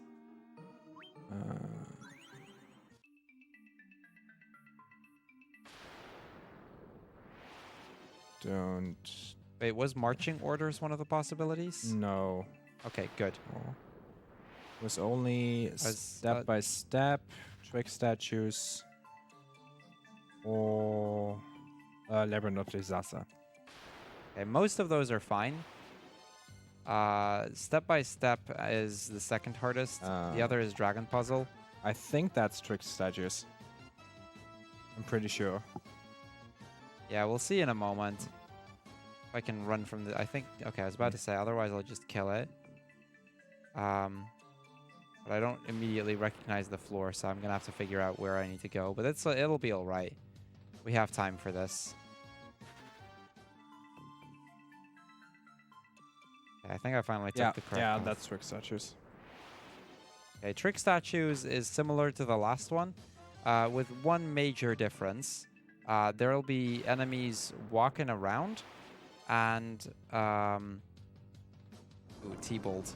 Yeah. Ouch. But yeah, there'll be enemies walking around, and they'll despawn as soon as we combine 2 statues. Or at least that specific enemy will. And if they hit you, you have to fight them. And they're running really fast, so... But this time you only have to move 3 statues, and the counterpart is always in a set corner. So yeah, we're basically doing the same thing, except now we have an element of trying to avoid random encounters as best we can here. And that is... This puzzle is not really that bad, so Frosty, if you want to talk a little bit more, we just got the perfect puzzle for you. Of course. Andy, I'm gonna need your charger first. Yes. Because I'm running low on battery. I was afraid this would happen over the course of the run, but we have Indy's charger here in case. So you'll have to unblock your laptop. Sorry. RIP headphone users. I hope that at least my... Ow. Don't do that, Indy. Sorry. I hope you're all awake. Okay, so, yeah. Frosty. Yeah. You're all good over there? Yeah, we're all good. I have to lean forward a bit. Is but- Dex still living? Sorry. I'm living. He's living, he says. Right. But yeah, let me talk a little bit about some other things that I can plug here. Like, there are still many donation incentives open for this marathon over here, including some for the next run. For example, the capsule monster choice for Lufia 2, Rise of the Sinnoh Ancient Cave any percent. There's many options for that on, but currently in the lead is Darby with 13 euros.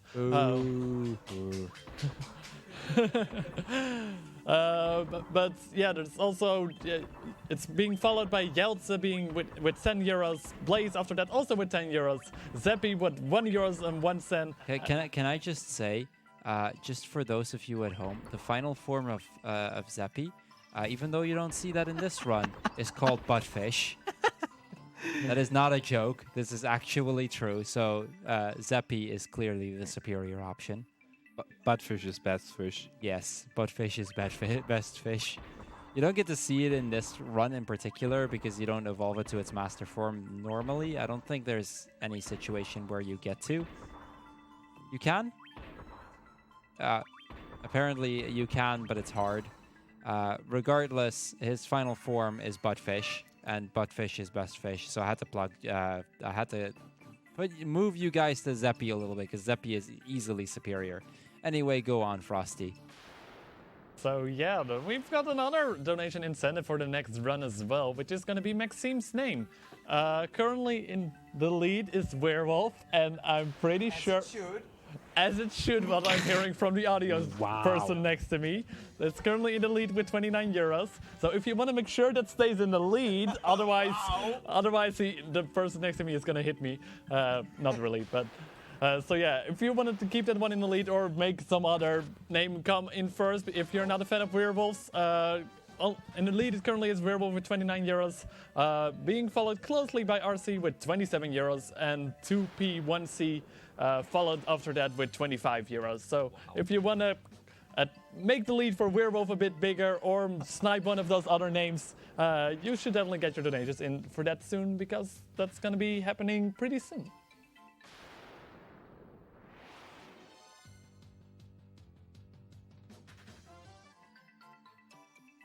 Okay, so we're about to come up on floor number 7, and it'll be the last puzzle that we need to do. After that, it's just Chronodia, which is the final boss of this place, and then the final dungeon, which will take somewhere between 10 and 15 minutes. So we should be closing in on the end here. Gonna quickly heal up, make sure that we're good. 7, I'm gonna again that's still fight. no. So yeah, it's Labyrinth of Disaster or Step by Step. Both of those are Warmech floors, I believe. Well, Yeah, I believe this is Step by Step, which is a really cool, really fun floor. Probably my favorite floor in the Labyrinth of Time. It's the Warmech floor. Assuming, yeah, this is the Warmech floor. Nice. So yeah, we talked about the Warmech a little bit earlier. This is probably the most likely place to actually see Warmech. There are, I believe, like 2 or 3. There's 2, yeah. Two puzzles where you can. I blocked attack. I'm an idiot. Can you still run away? I can, but I'm gonna try and kill it. This is kind of dumb on me, because I knew there was a chance of this. I'm gonna see how much damage I can deal with this. If that isn't gonna work out, we're gonna just run away. That's a bit of a shame. That's on me, though. I was like, I mean, okay. it's also kind of late, so Yeah. no worries. So I'm using the rune staff just to make sure that I stay healed. I'm gonna have to see how much damage this deals. If we can kill one war mech, that'll give me an extra level or two, which will make Chronodia a little bit easier. But I'm gonna have to see how much damage the white mage deals, because this isn't gonna be enough. Yeah. I think he has like 2000 HP. Yeah. So I think we're gonna have to run away. That is a bit unfortunate. It's not the end of the world, but Nah. yeah, we're gonna run away. Like I said, that's on me. I hadn't realized that I disabled fight, which is kind of important here. Oh.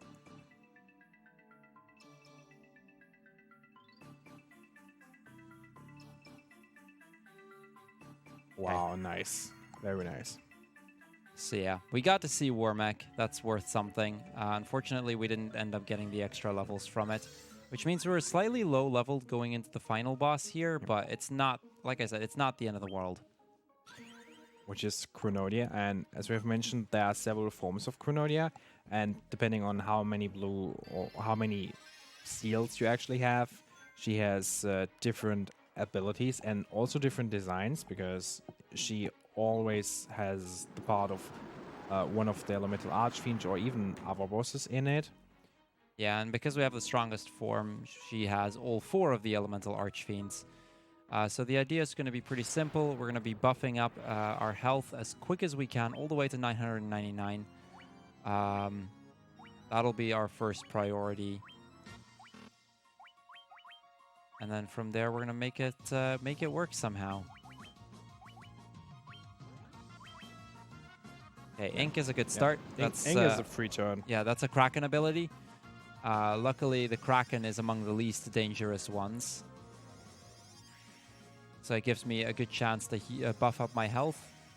We want everybody to have at least 900 health, because once Chronodia uses haste, which it can do at some point, from then on, all of the attacks will pretty much already be a one-shot. Blizzaga, that's also fine. We have 50% resistance against Blizzaga, so I don't care.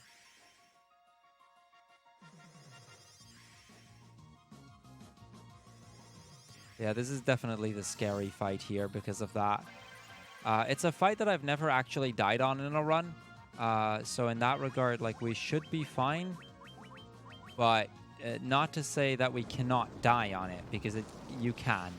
I've gotten close a few times. So Thunderbolt, that's a Tiamat ability. We're about to come up on the first seal. So this guy has an ability called Seal, which basically means he's gonna block either attack, magic, or item for 3 turns. So I want to use the Giant's Tonic there, make sure that everybody is at least close to where I need it to be, and I'm gonna use 2 speed drinks here on themselves. Hilaga. Oh, he goes for Flare. Okay, we should be buffed up enough by this point that we should be able to survive it. Yeah, okay. There you can see Flare turn 1, very deadly. Yeah. And in case Chronodia seals off magic, we still have the Rune Staff. It doesn't do as much as Hilaga, because the Rune Staff only casts Hilara, but it gives at least a good amount of health back. Again, 2 speed drinks, Hilaga. So I should have actually gone for haste, but it's fine.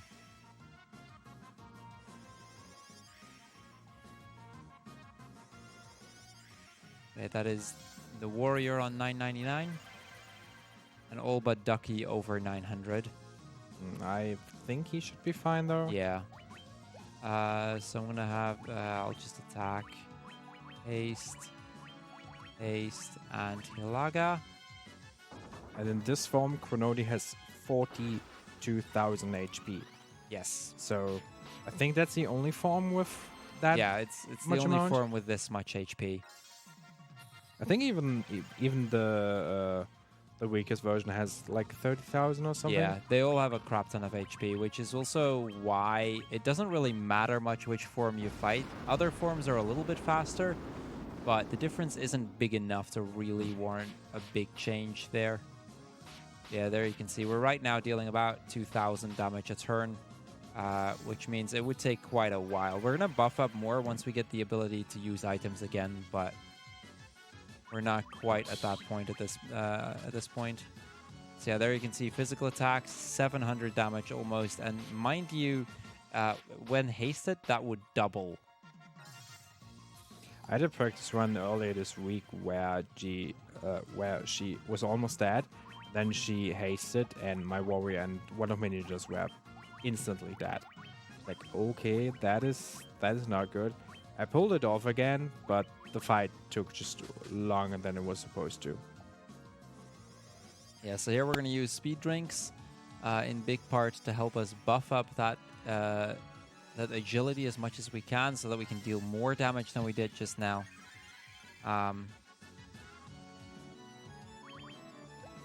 Speed drink there. We'll do one more round. There's seal. So Hopefully not ideally, attack. yeah, ideally we're hoping not to get attack sealed off from this point onward. Frosty, if you have more donations or something, by all means. I definitely do. We got a 13 euro donation by DXterra saying, "Let's see this buttfish." We also got a 5 euro donation by Hapkanene Name saying, "Finally weekend, so I finally have internet and can finally do this donation to this fantastic event with the fantastic people for a fantastic purpose." Also, good luck to Mitch and Shuri for the AC run, and I hope Mitch stays awake. And at that point, Buttfish wouldn't be in the lead anymore. However, Texdera did another 2 euro donation saying, "No, Buttfish." Thank you so much, everyone, for the donations. So I guess we're getting Buttfish somewhere in there after all, maybe? Hopefully. At this point, Buttfish is indeed in the lead. Cool. Buttfish equals best fish. So, Frosty, without being worried that you might get punished from all sides, which one would you pick? That is a good question, actually. Obviously, Buttfish. Would you also pick Buttfish even though you wouldn't know that he's called Buttfish? I mean, technically he's called Zappy at that point. He's still Buttfish, in my opinion. still, a fish, a butt, seems like a good combo. I agree. Frosty understands. Okay, so this is where I'm going to use a Mega Elixir. The first of the two, just to make sure that Pazzy has enough MP to help push through this fight. By this point, both of my ninjas have gotten quite a few speed potions, so we're dealing a decent amount of damage here. We'll see if it'll be enough or not. Could have known this was Seal, so I could have used something else, but it's okay. 32 hits, by the way, is the maximum. They're now on 28 and 30, respectively. So that tells you something about how close to the maximum amount they are right now.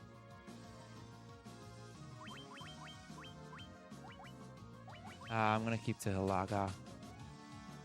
Okay, so item got sealed. Item seal here is actually just about perfect. Item and magic both are fine. Just as long as attack is not sealed, because as soon as attack gets sealed, we actually waste 3 turns. I would use those turns to buff up my warrior, but it'd still be kind of slow.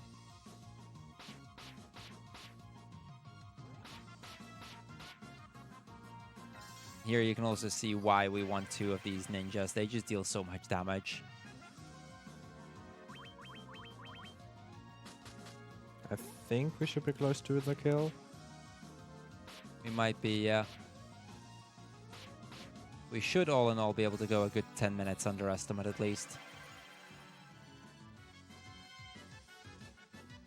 Which all things considered is something. Yeah.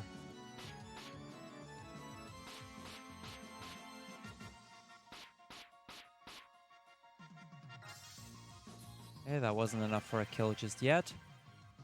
Not a big deal. Okay, so now he starts sealing again. Same story as before. Unless we kill this turn, we want him not to attack, seal attack.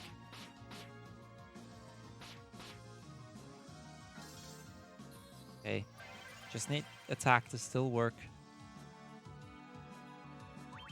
Okay, it's items again. Come on. It is completely random which one he chooses, so the fact that it was items again is good. There we Nice. go. Frenodia down. That is the hardest boss in the game.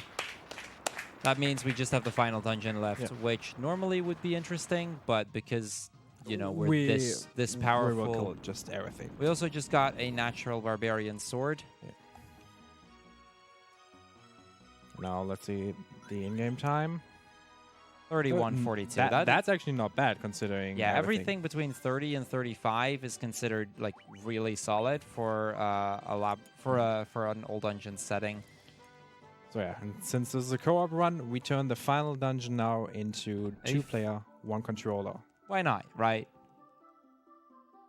So the final dungeon normally has some quirky little things to it. For us, it's going to be really easy because of how high leveled we are. We probably will make a safety save at the start, I think. But yeah, just to be sure, since we just finished Labyrinth and all that. But other than that, I think like 1 safety save and maybe before Chaos. Yeah, I don't even think we would need to before Chaos.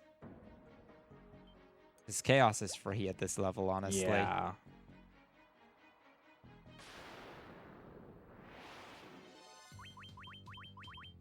I don't really need to heal Lara there, but whatever. I mean, you are still faster.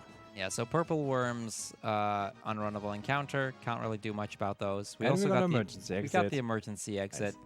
We don't need it now anymore, but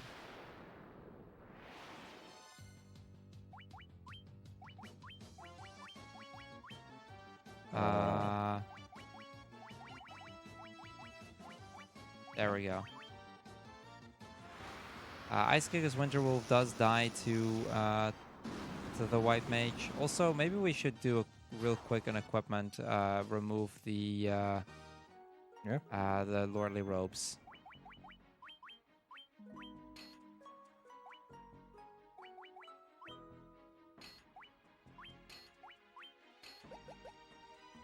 Reason we remove those is because that way we don't get that regen animation anymore. And that can actually save a decent chunk of time still. Oh. Up. Oh. Oh, I was just going to defend with her. White Mage is slower anyway. I mean, let's be honest, that this 2-player, 1 controller Chaos Shrine can't be worse than Snipper Clips. Ha, true. I mean, I'm right? I mean, at least it was fun. Yes. And they still like each other, I think. I think so. So I think it'll be all right.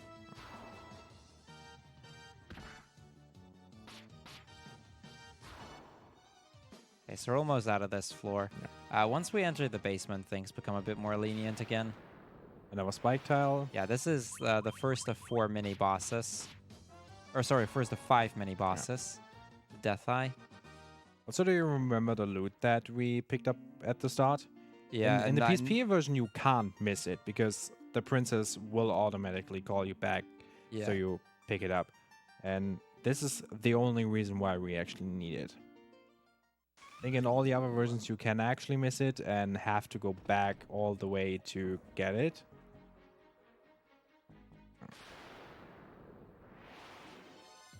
That's Judgment Staff.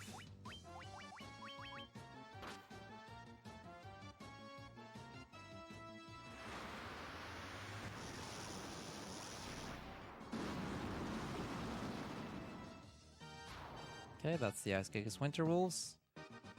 There Move only on. like 1 or 2 more floors, and then we enter the interesting part because then we technically have some kind of boss rush on each floor. A boss. Yeah, basically it's the basement floors. Every single floor has a boss. 5 floors in total, the 5th one having the final boss of the game, which is the reworked version of Garland, the very first boss of the game, but now 2,000 years into the past in his stronger form as Chaos. He's still a pushover, though.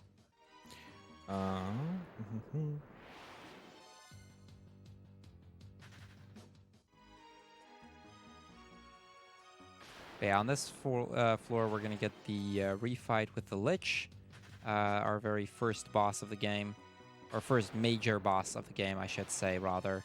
Wow, you consider the pirates not a major boss? No. I'm disappointed. Yeah, I'm sorry, Indy. I don't consider pirates a major boss. Wow. What about clowns? Ooh, yeah, no, those would be a major boss, though. But that's not in this So, game. you want to so- heal? No. Okay, Just go. let's go. So Just attack with everyone. This time Lich is a little bit more dangerous because instead of Blizzaga, he has Flare. Which is still painful, Yeah. but because of our high level, there we go. That's Lich.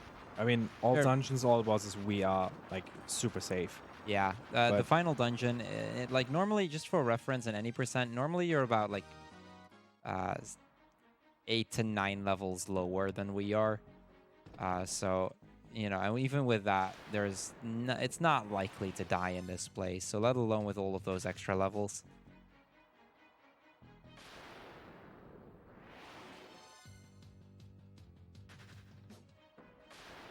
Wow, Wow.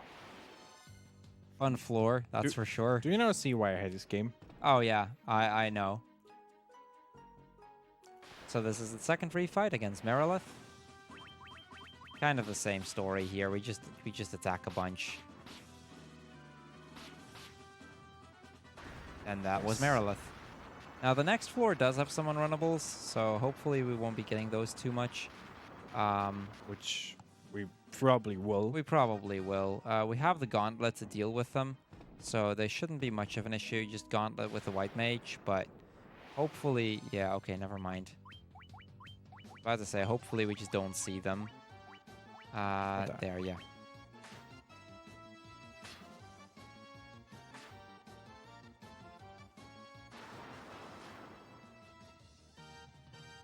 Oh, I thought that would kill. We'll just switch the Judgment Staff Okay, next yeah. one, I guess. I really thought that would kill. We could also equip the Golden Staff now. That might push them over so that we can actually kill them if we see them again. Equipment. Okay, go to weapon. Left. One down. Golden Staff. Let's go. Okay. Frosty, if you have any donations or anything, now is a good time. Well, we actually just got a donation in. Almost like you knew that there was a donation. And we got a €1.50 donation by Hub Kainaname saying, "Go Team Blaze! I want to see an angel." And with that, Blaze is in the lead again for the Capsule Monster Choice for the Lufia 2 run. They're currently in the lead with €16.50, but with Zappy, better known as Buttfish, is closely following behind with €16.01. So in just a 49-cent difference. So it can still go either way. So get your donation in for those. Not even 420 Blaze it. Feels bad, man. Thex, can you please turn Frosty down on my end? You're killing my ears here, dude. Let's just change Judgment Staff. Judgment Staff. There it is. I'm sorry, Frosty. It's not that we don't like your voice, it's but not that we don't love you, but yeah. you know, something. He was a lot louder on my headset than there we go. everything else. And okay, thank you. Yeah, time for So yeah, this is the Kraken. Kraken. That was a really bad Kraken floor, by the way, just for reference. Did you ever had a good Kraken floor? I have. I've had it in counterless a few times. Yeah, the white mage with the swag staff. Yeah, why not, right?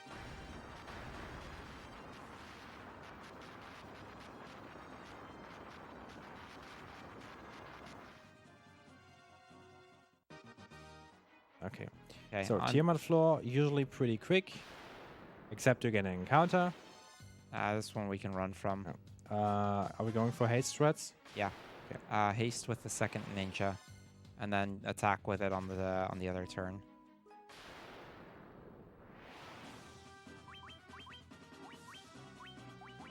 No, on the other one, and then defend. There was a chance that the haste would go off before the attack that way fair. and get me that extra damage. Unfortunately, it did not, but that's okay.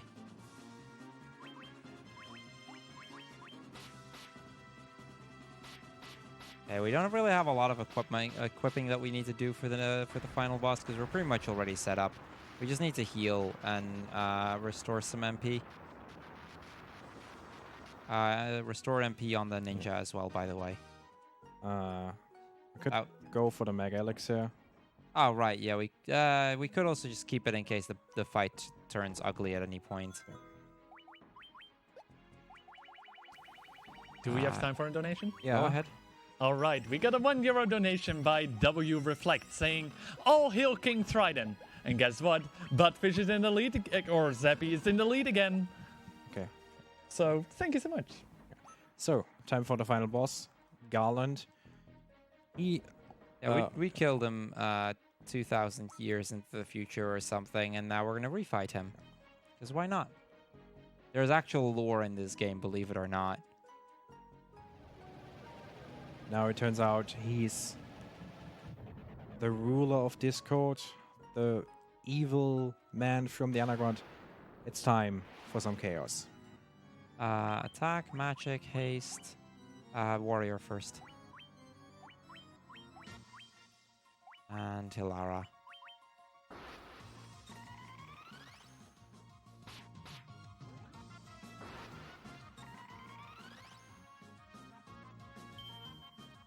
Okay, Blaze, he can either go for physical attacks or go for magic attacks.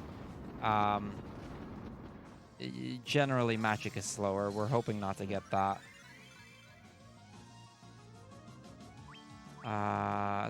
Attack, and then magic on himself.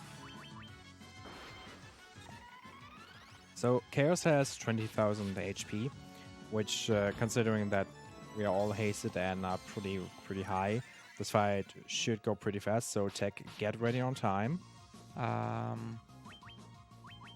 Let's switch to Halaga.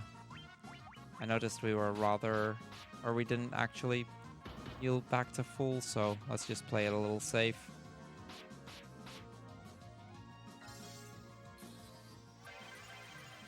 He has a few long animations like Cyclone or Tsunami.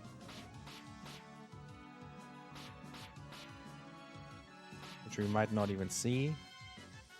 Hopefully we won't. He's going for a lot of physical attacks, which is actually good. That's really good. Yeah, so far this has been a good fight. I think he actually might be dead now. I think we need one more turn. Oh, never mind. Time.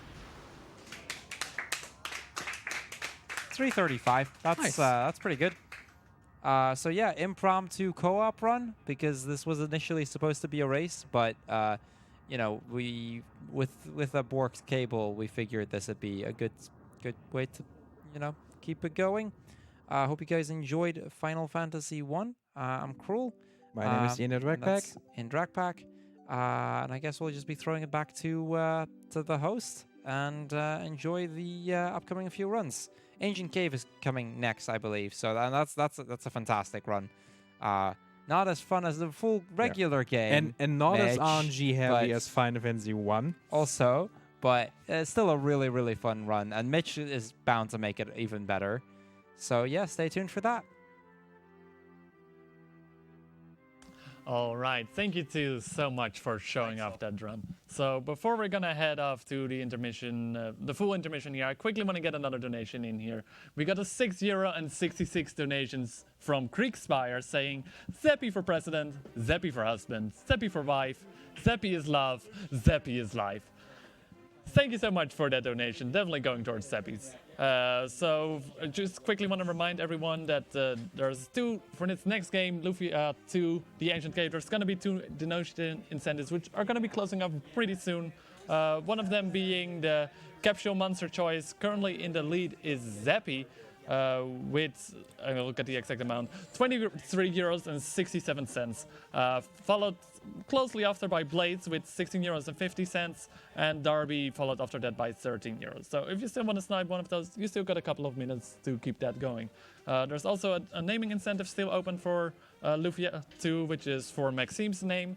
Currently in the lead for that is Werewolf, in the lead with 29 euros, followed by RC in second place with 27 euros, and in third place 2P1C with 25 euros. So if you still, they're still all really close for this upcoming run, so if you still quickly want to get some donations sniped over there, you should do it probably pretty soon now.